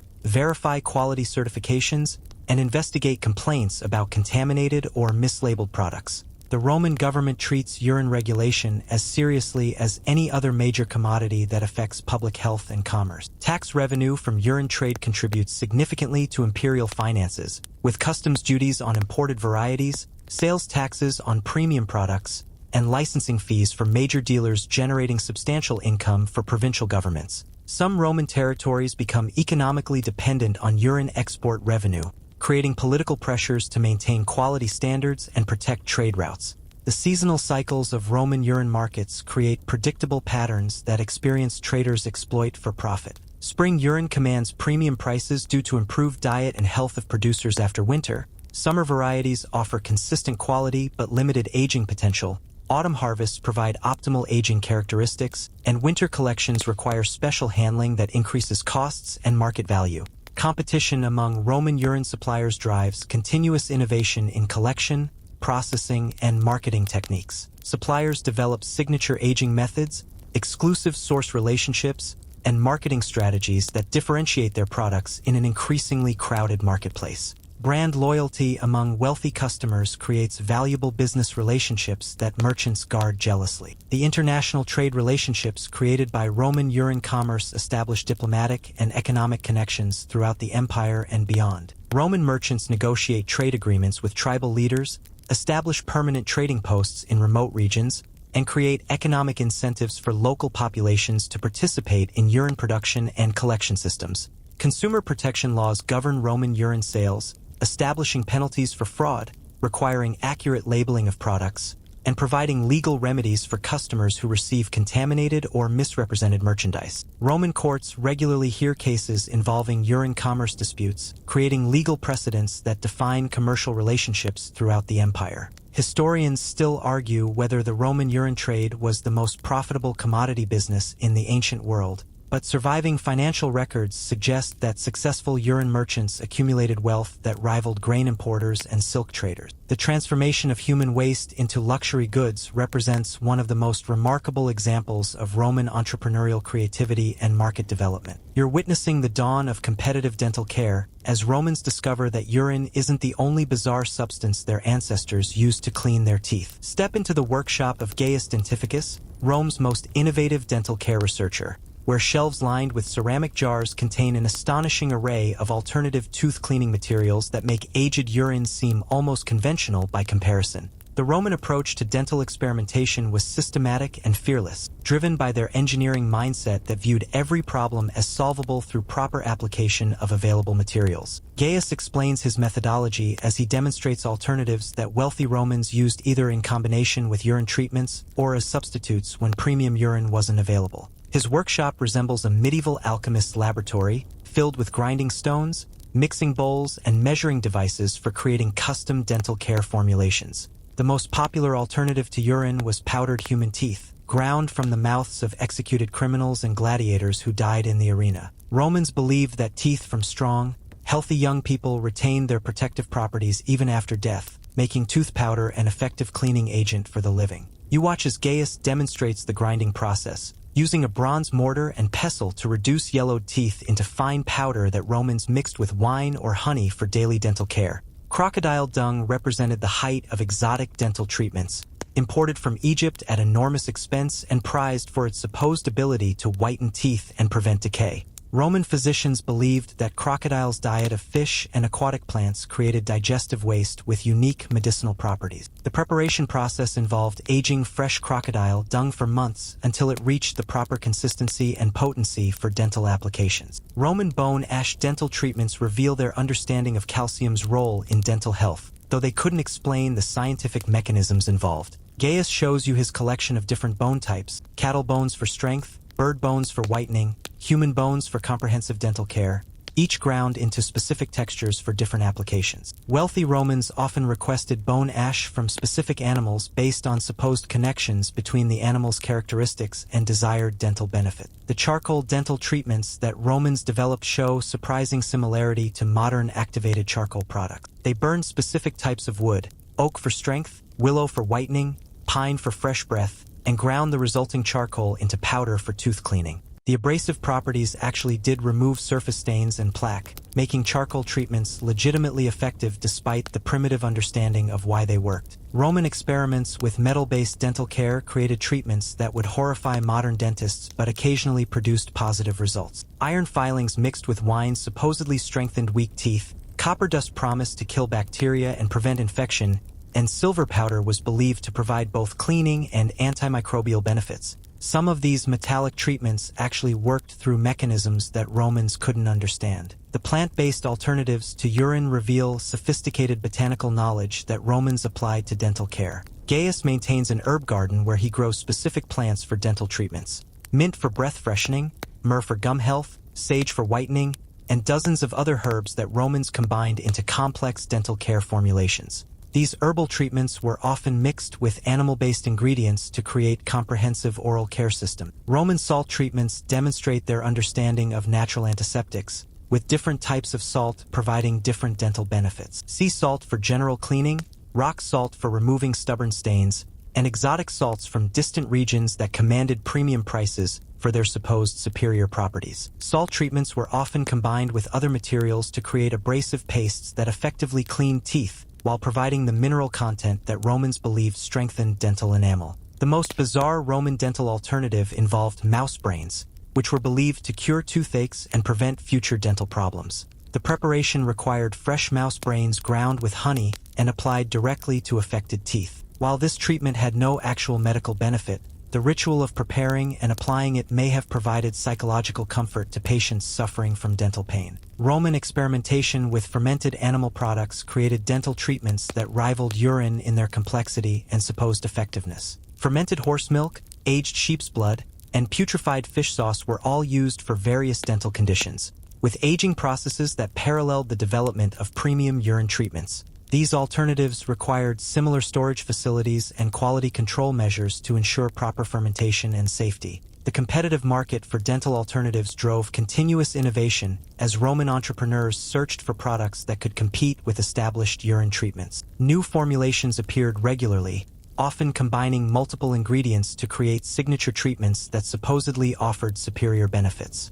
Marketing these alternatives required demonstrating effectiveness while educating customers about proper application techniques. Roman dental care competitions, yes, they actually held these, featured demonstrations of different treatment methods and their effectiveness. Wealthy Romans would sponsor these events, where dental care specialists competed to produce the whitest teeth, freshest breath, and healthiest gums using their preferred treatment methods. These competitions drove innovation while providing entertainment for audiences fascinated by the science of dental care. The seasonal availability of different dental care materials created market dynamics similar to agricultural commodity trading. Spring herbs for fresh treatments, summer bone collection when animals were healthiest, autumn preparation of preserved materials for winter use, and winter aging of fermented treatments that would be ready for spring dental care routines. Roman medical texts document the comparative effectiveness of different dental treatments through detailed case studies and patient outcome records. Physicians maintained extensive notes about which treatments worked best for different conditions,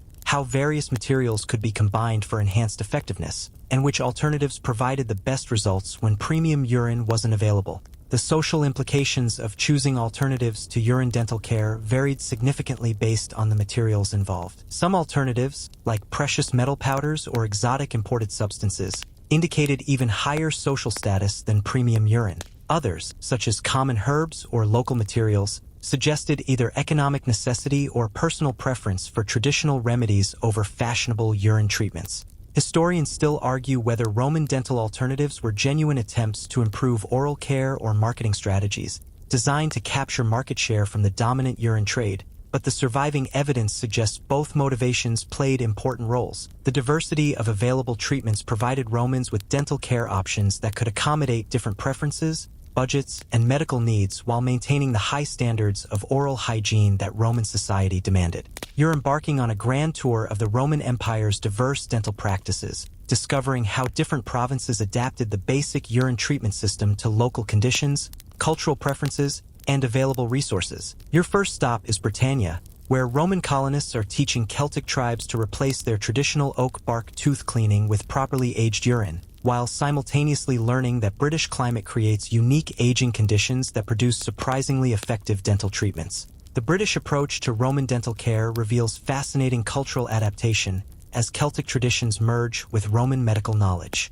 You watch a Romano-British family in Londinium performing their morning dental routine using locally collected urine aged in underground chambers that take advantage of Britain's consistently cool, damp climate. The British discovered that their weather conditions create slower, more consistent aging that produces gentler treatments perfect for the sensitive teeth that many Britons developed from their traditional grain-heavy diet. Traveling south to Hispania, you encounter the regions that supply Rome's most prized urine, but you also discover that Spanish Romans have developed their own innovations in dental care that go beyond simple collection and export. In the mountains near modern-day Leon, you observe Roman settlers who have adapted local shepherd practices to create specialized aging caves where urine develops unique properties from the mineral-rich mountain environment and high-altitude conditions. The Spanish innovation in portable dental care emerges from their mobile lifestyle as shepherds and traders constantly move between settlements. You examine ingenious leather containers designed to maintain optimal aging conditions during travel,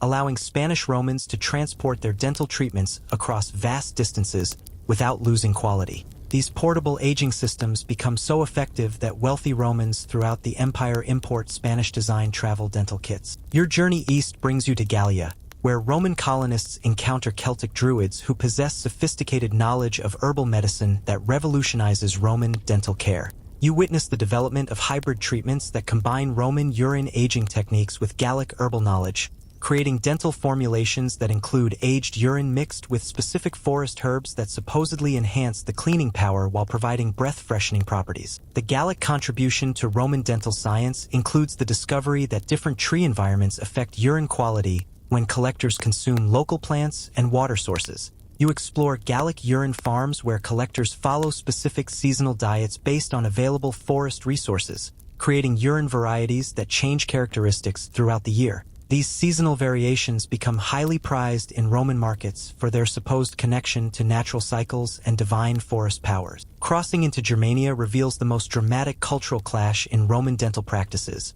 as Germanic tribes initially resist Roman urine treatments before discovering that their harsh climate actually creates superior aging conditions for certain dental applications. You observe German-Roman settlements where underground storage facilities carved into hillsides maintain perfect temperatures for aging urine while protecting valuable supplies from Germanic raids and harsh winter weather. The Germanic adaptation of Roman dental care creates the strongest, most potent urine treatments available in the empire. German aging techniques, developed to survive months of freezing weather, produce concentrated formulations that effectively treat serious dental problems that resist gentler Roman methods. These powerful German treatments become essential supplies for Roman military units operating in harsh frontier conditions. Traveling south to the African provinces reveals how desert conditions completely transform Roman dental care practices. In settlements near modern-day Tunisia, you discover that Romans adapted their urine aging techniques to work in extreme heat by developing underground cooling systems and special ceramic containers that prevent evaporation while maintaining chemical development necessary for effective dental treatments.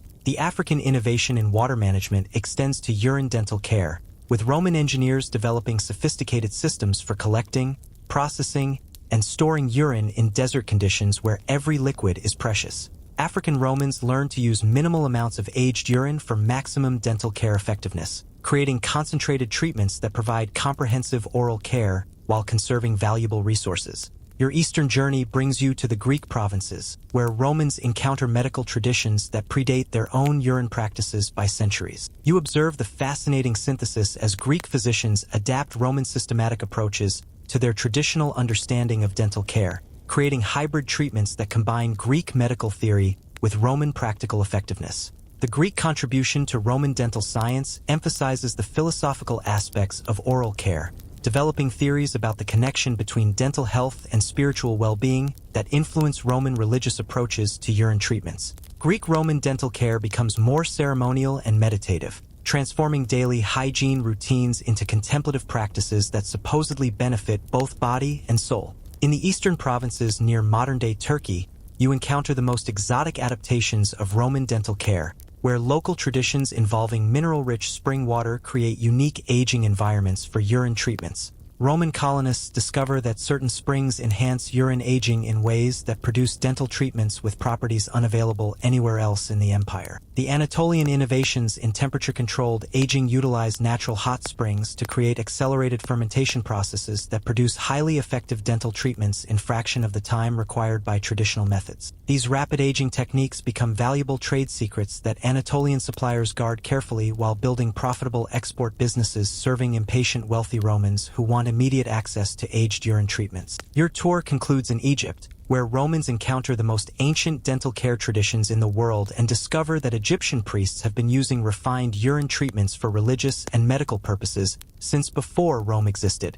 You witness the remarkable synthesis as Roman systematic approaches combine with Egyptian mystical knowledge to create the most sophisticated dental care available anywhere in the ancient world. The Egyptian influence on Roman dental care introduces concepts of purity and sacred preparation that transform urine treatments from simple medical procedures into spiritual practices. Egyptian Roman dental care involves elaborate purification rituals, sacred timing based on astronomical calculations, and quality standards that exceed even the most demanding Roman requirements.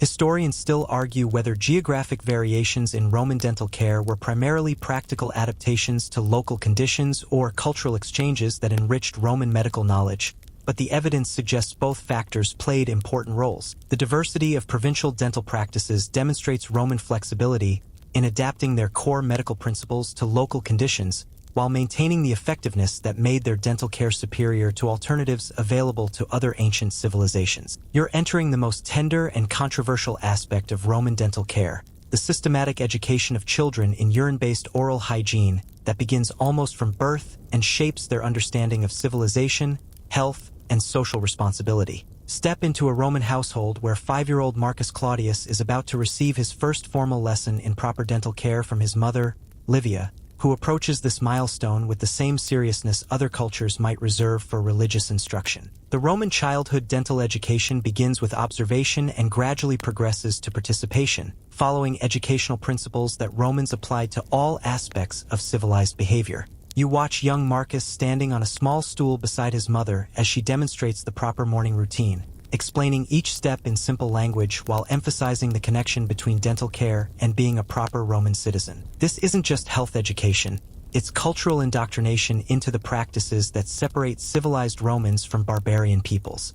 Roman parents understood that children's natural curiosity about bodily functions made them ideal students for urine-based dental care, but they also recognized the need for careful instruction to ensure proper technique and prevent accidents. Livia shows Marcus how to hold the small silver cup designed specifically for children's hands, how to measure appropriate amounts of diluted urine for young teeth, and how to apply the liquid using gentle motions that won't damage developing dental structures. The child-specific equipment reveals Roman attention to pedagogical detail in dental education. You examine miniature dental tools crafted specifically for children, smaller bronze picks with rounded edges to prevent injury, training cups with measurement marks to teach proper portions, and even toy dental kits that allow children to practice proper technique on dolls before applying treatments to themselves. Roman childhood dental education emphasizes the social aspects of oral care as much as the technical procedures. Young Marcus learns that maintaining good dental health is his responsibility to his family, his social class, and the empire itself. Poor dental care isn't just personally harmful,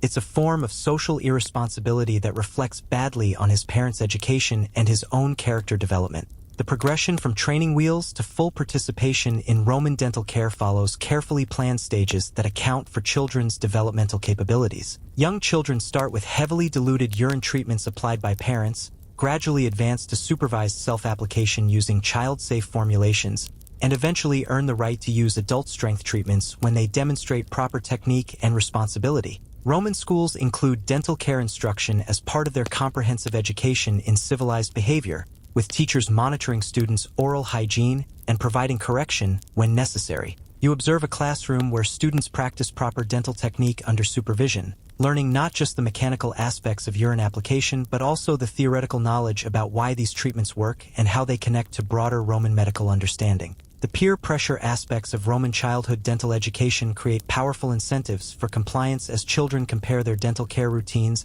and compete for recognition of superior oral hygiene. Young Romans develop social hierarchies partly based on the quality of their dental treatments, with children from wealthy families displaying their access to premium urine varieties, while poorer children learn to maximize the effectiveness of more basic treatments. Roman coming-of-age ceremonies include dental care milestones that mark transitions from childhood to adult responsibility. You witness 12-year-old Marcus participating in his first adult dental care ritual, using full-strength aged urine under the supervision of family elders who evaluate his technique and officially recognize his readiness for adult oral hygiene responsibilities. The gender differences in Roman childhood dental education reflect broader cultural patterns while addressing the different social expectations for boys and girls. Young Roman boys learn dental care as preparation for military service and public life, emphasizing strength and effectiveness in their treatments. Girls receive instruction that emphasizes beauty and social attractiveness, learning techniques that will help them maintain the perfect smiles that Roman society expects from well-bred women.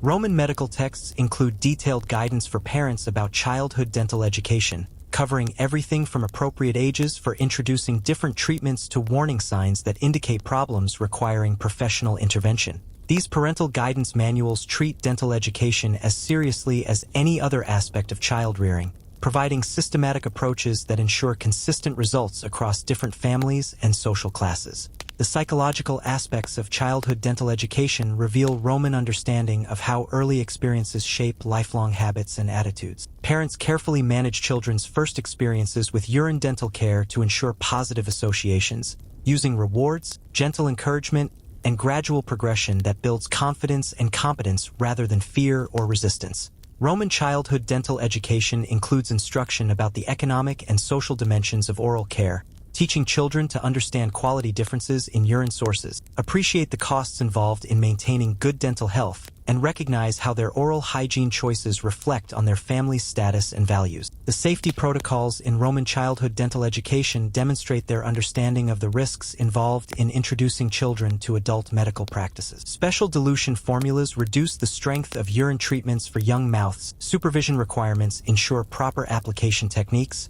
and medical monitoring identifies potential problems before they become serious health issues. Religious instruction accompanies Roman childhood dental education, teaching children about the sacred aspects of bodily purity and the divine gifts that make urine treatments possible. Young Romans learn prayers specifically related to dental care, understand the religious significance of maintaining oral purity, and participate in family rituals that connect personal hygiene to spiritual development. The cultural transmission aspects of Roman childhood dental education ensure that knowledge and techniques pass accurately from generation to generation. Children learn not just how to perform dental care, but also why Romans consider these practices essential to civilization, how dental care connects to broader Roman values, and what responsibilities they inherit as carriers of Roman medical knowledge.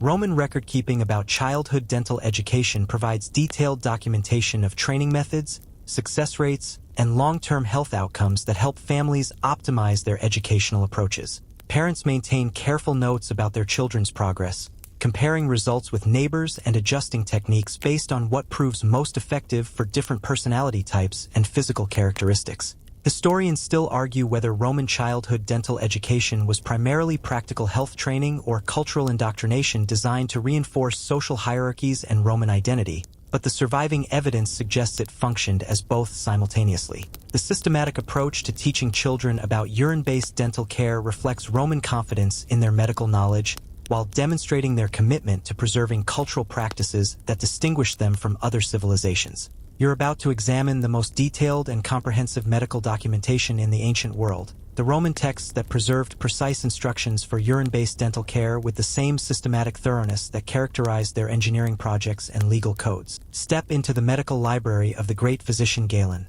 where bronze tablets, papyrus scrolls, and wax tablets contain 2 centuries of accumulated knowledge about every conceivable aspect of urine dental medicine. The Roman approach to medical documentation reflects their engineering mindset applied to healthcare, with detailed specifications, quality standards, and step-by-step procedures that allowed any trained physician to replicate successful treatments. You're examining Galen's masterwork, De Urine Dentium Cura, on the care of teeth with urine, a comprehensive manual that became the standard reference for dental care throughout the empire and remained influential in European medicine for over 1,000 years. The diagnostic sections of Roman dental texts reveal sophisticated understanding of oral health problems and their underlying causes. Galen's classification system identifies 17 different types of dental decay, 12 varieties of gum disease, and 8 categories of breath disorders, each requiring specific urine treatments based on the patient's age, social status, diet, and overall health condition. His diagnostic procedures involve examining tongue color,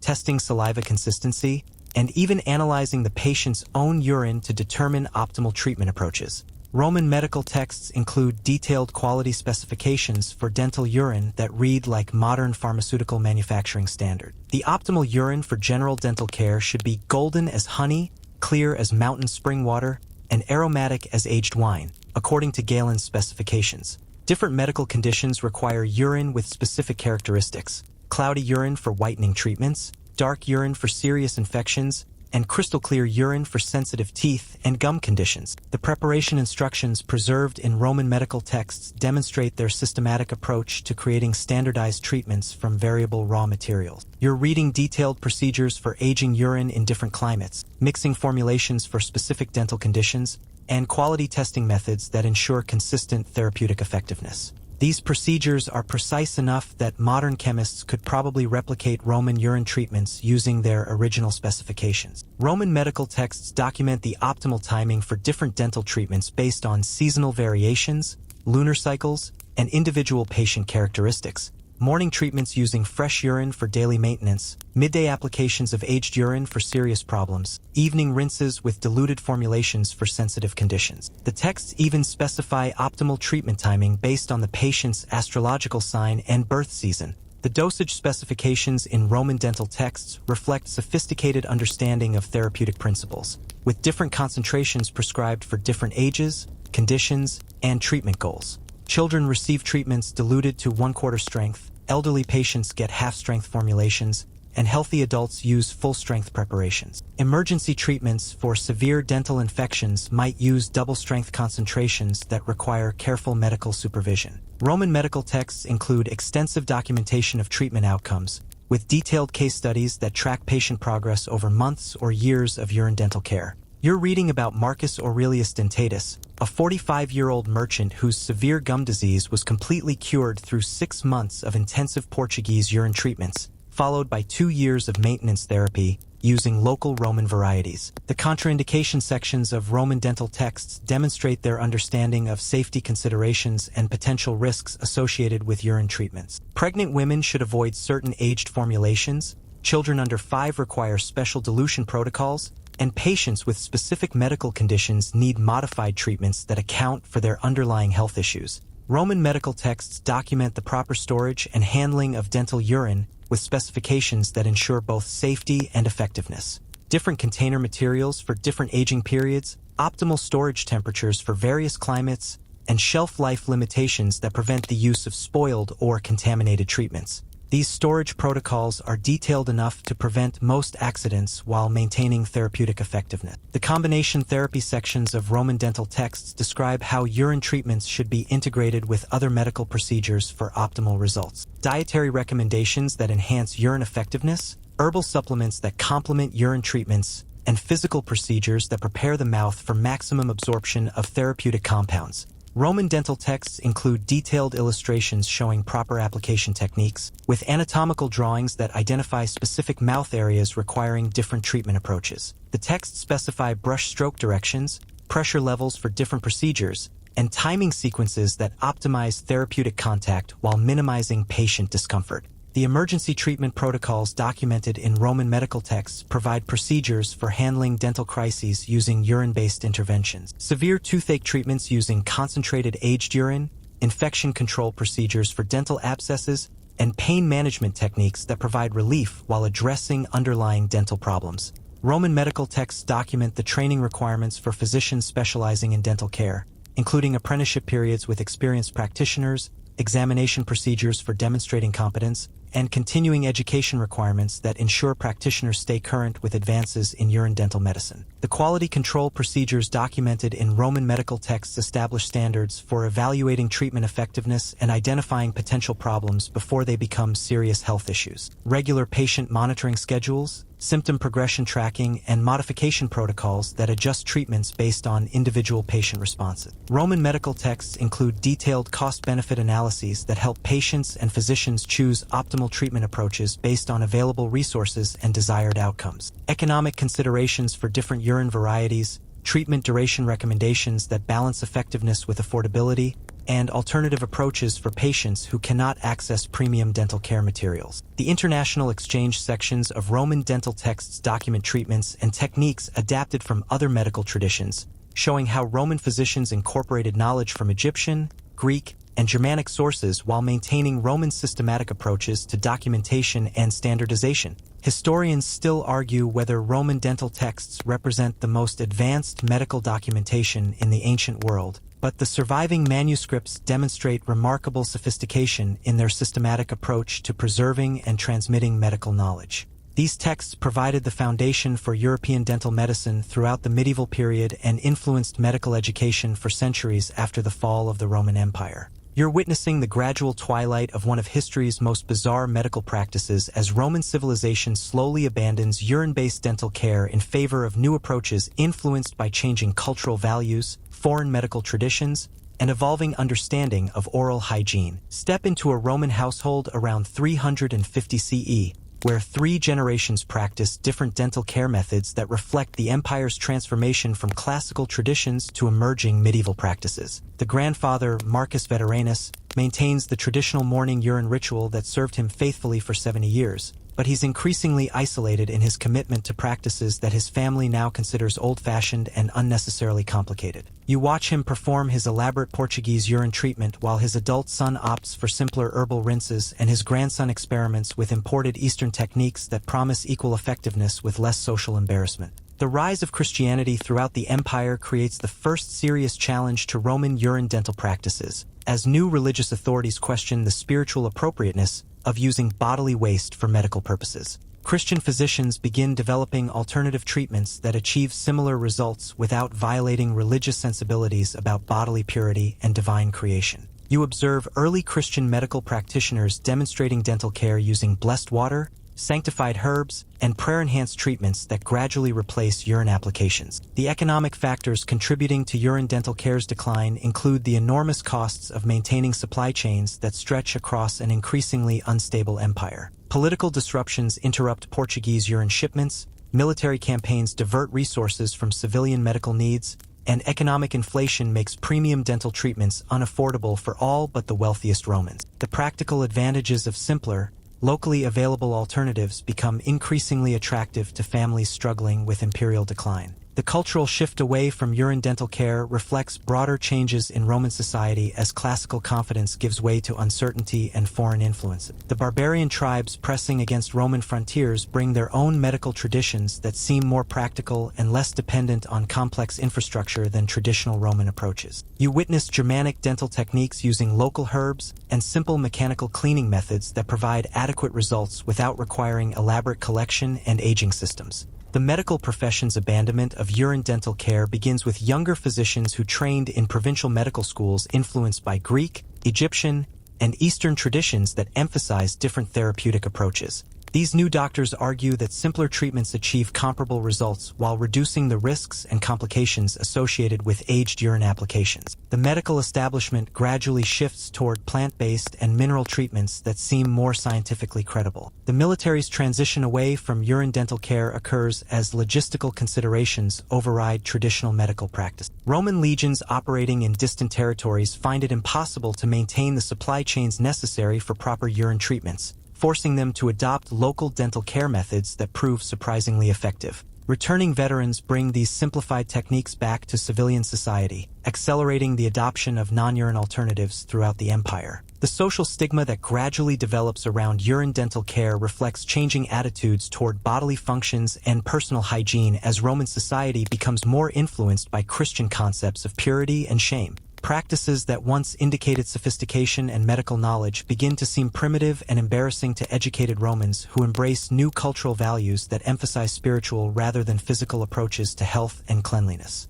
You observe the transition generation struggling to balance traditional Roman medical knowledge with emerging alternatives that promise equal effectiveness with greater convenience and social acceptability. Families develop hybrid approaches that combine traditional urine treatments for serious dental problems with newer methods for daily maintenance, creating compromised solutions that preserve some classical knowledge while adapting to changing circumstances. The technological innovations that contribute to urine dental care's decline include improved tools and techniques borrowed from other medical traditions that prove more effective than traditional Roman methods. New bronze dental instruments from Germanic craftsmen, herbal formulations adapted from Celtic druids, and cleaning techniques learned from Egyptian physicians provide alternatives that achieve superior results without requiring the elaborate infrastructure that supported Roman urine medicine. The urban decline that accompanies the empire's political troubles makes it increasingly difficult to maintain the sophisticated collection and distribution systems that urine dental care required. As Roman cities shrink and lose population, the economies of scale that made urine processing profitable disappear, forcing suppliers to abandon the trade and leaving customers without reliable access to the materials their dental care routines required. The generational knowledge transfer begins to break down as older Romans who understand traditional dental care techniques die without successfully teaching younger family members who are more interested in learning newer, simpler alternatives. The complex skills required for proper urine dental care, quality assessment, aging techniques, application methods, gradually disappear as families abandon practices that seem unnecessarily complicated compared to available alternatives. The regional variations in abandonment patterns show how different parts of the empire transition away from urine dental care at different rates and in different ways. Urban areas abandon the practice more quickly than rural regions. Wealthy families maintain traditional methods longer than poor citizens, and frontier provinces adopt local alternatives more readily than core Roman territories that retain stronger connections to classical traditions. The documentation of this transition period provides fascinating insights into how medical practices change as societies undergo fundamental transformations. Roman physicians write detailed comparisons between traditional urine treatments and emerging alternatives, documenting which methods work best for different conditions while acknowledging the practical advantages of simpler approaches that don't require elaborate preparation and supply chains. The preservation of traditional knowledge continues even as practice declines, with some Roman families maintaining urine dental care techniques as family traditions or emergency alternatives, while primarily using newer methods for daily oral hygiene. Medical libraries preserve classical texts about urine dental care, even as physicians increasingly recommend herbal and mineral alternatives to their patients. Historians still argue whether the decline of Roman urine dental care represents medical progress or the loss of genuinely effective traditional knowledge, but the surviving evidence suggests that the transition involved both gains and losses. While newer methods were often more practical and socially acceptable, Some of the therapeutic benefits of aged urine treatments may have been genuinely beneficial and were lost when Roman medical knowledge was abandoned in favor of simpler but potentially less effective alternatives. You're standing in a modern archaeological laboratory where Dr. Sarah Mitchell carefully examines a 1,800-year-old Roman skull, using cutting-edge scientific equipment to analyze dental remains that provide stunning confirmation of the bizarre historical accounts you've been following. The evidence emerging from archaeological sites throughout the former Roman Empire reveals that Romans really did brush their teeth with human urine, and the physical proof is written in the very structure of their teeth and bones. The dental analysis begins with high-powered microscopes that reveal where patterns on Roman teeth, unlike anything found in other ancient populations. You observe the distinctive smooth erosion on tooth surfaces that indicates regular exposure to acidic substances, combined with unusual mineral deposits that match the chemical composition of aged human urine. These microscopic signatures are so specific that forensic archaeologists can identify Romans who practiced urine dental care simply by examining their tooth enamel under magnification. The chemical residue analysis provides even more dramatic confirmation of Roman urine dental practices. Using mass spectrometry techniques that can identify molecular traces thousands of years old, Dr. Mitchell's team has detected urea breakdown products embedded in Roman tooth enamel chemical signatures that could only result from regular exposure to aged human urine. These molecular fingerprints are preserved in dental calcium deposits that formed during the lifetime of Romans who practiced urine dental care. The bone density studies reveal unexpected health benefits that Roman urine dental practitioners actually experienced compared to other ancient populations. Romans who used urine dental care show significantly lower rates of tooth loss, reduced evidence of gum disease, and stronger jaw-bone structure that suggests better overall oral health throughout their lives. The ammonia content in aged urine apparently did provide genuine antibacterial benefits that protected Roman teeth from decay and infection. Archaeological excavations at Roman dental care facilities provide physical evidence of the sophisticated infrastructure that supported urine processing and distribution. You examine actual bronze dental tools recovered from Roman sites, ceramic storage vessels with residue traces that confirm their contents, and even preserved samples of aged urine found in sealed containers buried during the empire's decline. These artifacts demonstrate that Roman urine dental care was far more systematic and widespread than even historical accounts suggested. The comparative studies between Roman and non-Roman populations from the same time periods reveal dramatic differences in dental health that correlate directly with access to Roman medical practices. Romano-British individuals show significantly better dental health than contemporary Celtic populations, while Roman colonists in Germania display superior oral hygiene compared to local Germanic tribes. The dental evidence suggests that Roman medical practices, including urine treatments, provided genuine health advantages. The isotope analysis of Roman dental remains reveals dietary patterns that support historical accounts of specialized urine production. Individuals whose teeth show evidence of urine dental care also display isotope signatures indicating access to high-quality diets rich in imported foods and premium ingredients. This correlation suggests that wealthy Romans who could afford the best urine treatments were also the same people consuming the specialized diets that historical sources describe as producing superior therapeutic urine. Modern laboratory recreation of Roman urine dental treatments provides scientific validation of their effectiveness while explaining why they actually worked. Dr. Mitchell's team has produced aged urine using Roman techniques and tested its antibacterial properties, whitening effects, and chemical composition. The results confirm that aged human urine does indeed have antiseptic properties that would have been effective against oral bacteria, though obviously modern alternatives are safer and more pleasant. The preservation conditions in different Roman sites reveal how widespread these practices were throughout the empire. Dental evidence of urine treatments appears in Roman settlements from Britain to Egypt, from Spain to Romania, indicating that this wasn't a localized practice but a standard component of Roman medical care that spread wherever Roman civilization established itself. The genetic analysis of bacterial DNA preserved in Roman dental plaque provides insights into the microbial effects of urine dental treatment. Romans who practiced urine dental care had significantly different oral bacterial populations compared to other ancient peoples,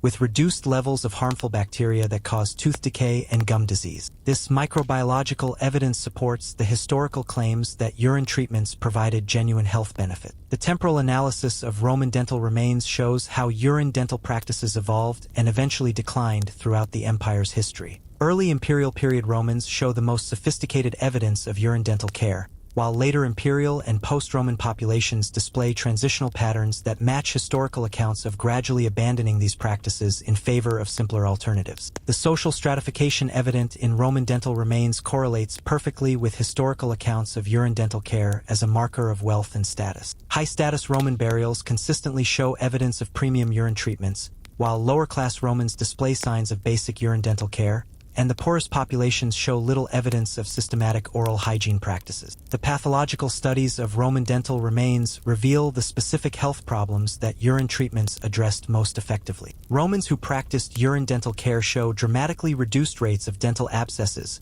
lower incidence of tooth loss due to infection, and better preservation of jaw bone structure throughout their lives. These health outcomes support historical claims that urine treatments were genuinely effective medical interventions. The technological analysis of Roman dental tools provides insights into the sophistication of their application techniques. Bronze dental instruments show where patterns consistent with use in liquid applications. Ceramic vessels display residue patterns that match descriptions of urine aging processes, and storage containers reveal temperature control methods that optimize the chemical development necessary for therapeutic effectiveness. The geographical distribution of archaeological evidence confirms the trade networks that supplied premium urine throughout the Roman Empire. Portuguese sites show evidence of large-scale urine collection and processing facilities, while Roman settlements throughout the empire display imported ceramic containers with chemical signatures that match Portuguese urine sources, proving that the international urine trade described in historical sources really existed. The preservation of Roman medical knowledge in archaeological contexts includes actual bronze tablets with medical instructions that match the textual sources describing urine dental care procedures. These physical medical texts provide independent confirmation of the systematic approach Romans took to urine dental medicine and demonstrate that surviving historical accounts accurately describe real medical practices rather than literary exaggerations. The multidisciplinary approach combining archaeology,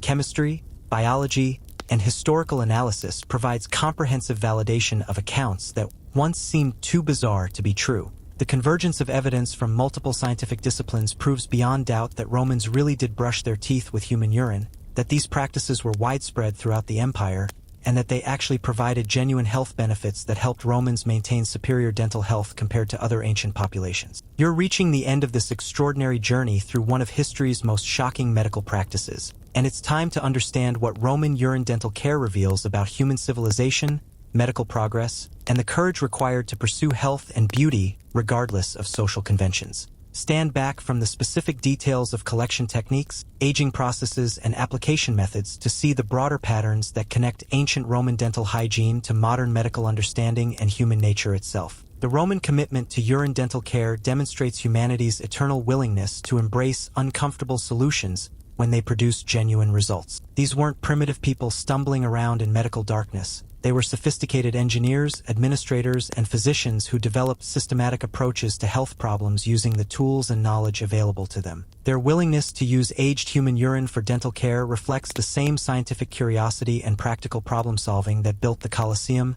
engineered aqueducts, and created legal systems that still influence modern law. The social dimensions of Roman urine dental care reveal how medical practices become markers of civilization, status, and cultural identity. Romans didn't just clean their teeth with urine, they created elaborate social hierarchies around access to premium treatments, developed competitive markets for luxury dental care products, and used oral hygiene as a way of distinguishing themselves from barbarian peoples who lacked their medical sophistication. This transformation of a basic health need into a complex social system shows how human societies create meaning and identity through even the most mundane daily activities. The economic implications of Roman urine dental care created entire industries that employed thousands of people throughout the empire, generated substantial tax revenue for provincial governments, and established international trade relationships that connected distant regions through shared medical practices. The transformation of human waste into valuable luxury goods represents one of the most remarkable examples of entrepreneurial creativity in ancient history,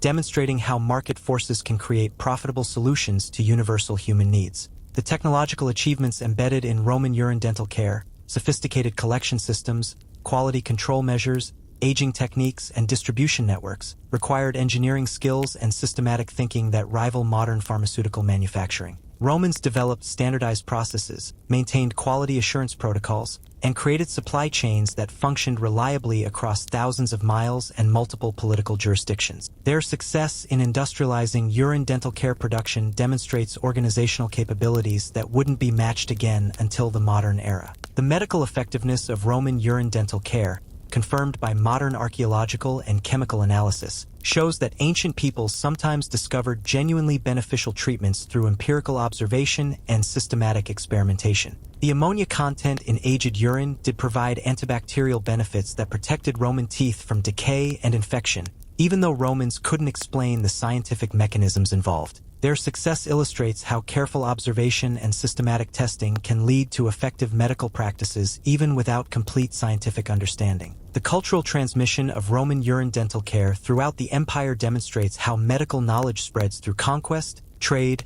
and cultural exchange.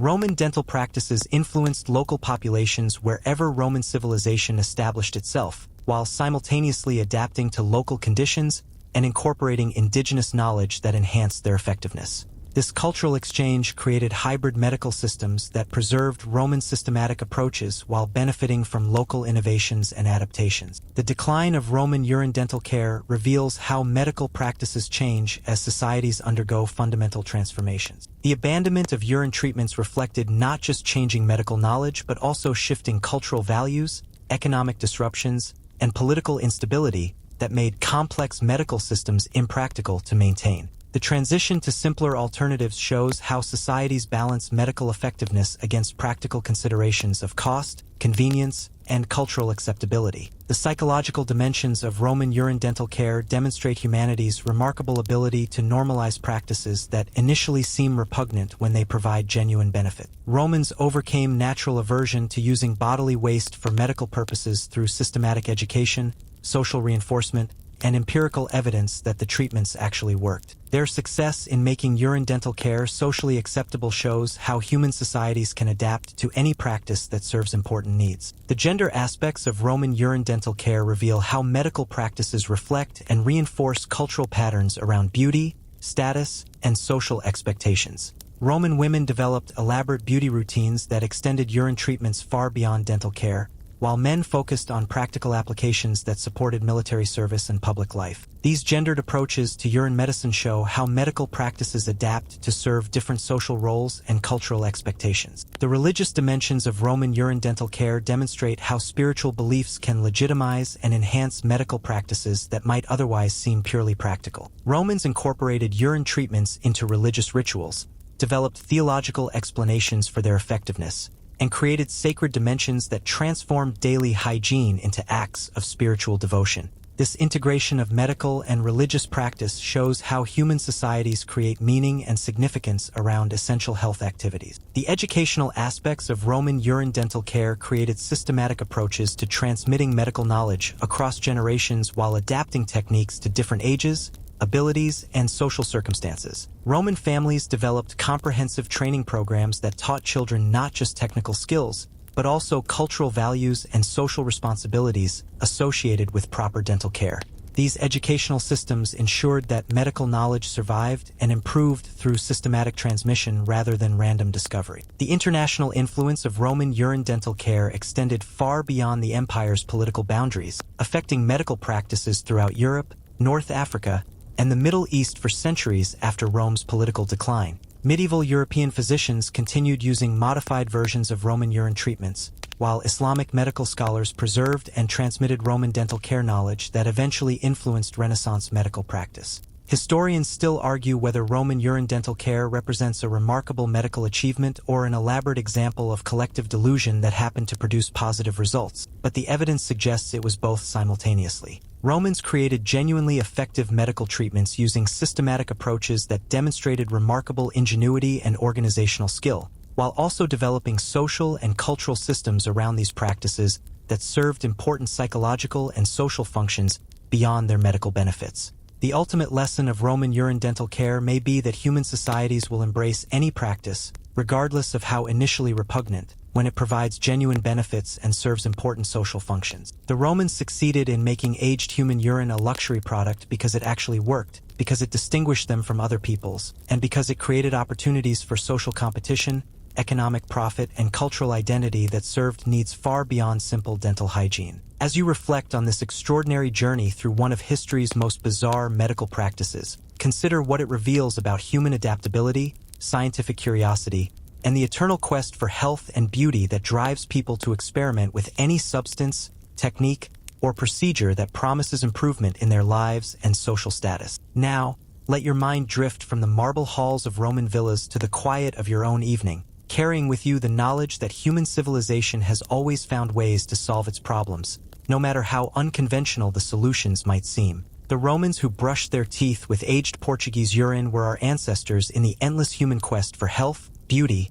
and the competitive advantages that come from embracing effective practices regardless of their social conventionality. Rest easy knowing that throughout history, people have done far stranger things than you can imagine in pursuit of better health and longer lives. The Romans were no different from us in their fundamental desires. They just had different tools and different social conventions for pursuing the eternal human goals of feeling good, looking attractive, and maintaining the health that makes all other achievements possible. Sweet dreams, knowing that even the most bizarre historical practices often reveal the same human nature, scientific curiosity, and practical problem-solving that continue to drive medical progress today. The Romans who aged their urine in ceramic amphora and applied it with silver dental picks were our intellectual ancestors, pursuing health and civilization with the same determination that motivates modern medical research and personal care routines. Close your eyes and drift into peaceful sleep, perhaps grateful that modern dental care has evolved beyond aged human urine, while appreciating the systematic thinking, cultural sophistication, and genuine medical benefits that Romans achieved using the tools and knowledge available to their remarkable civilization.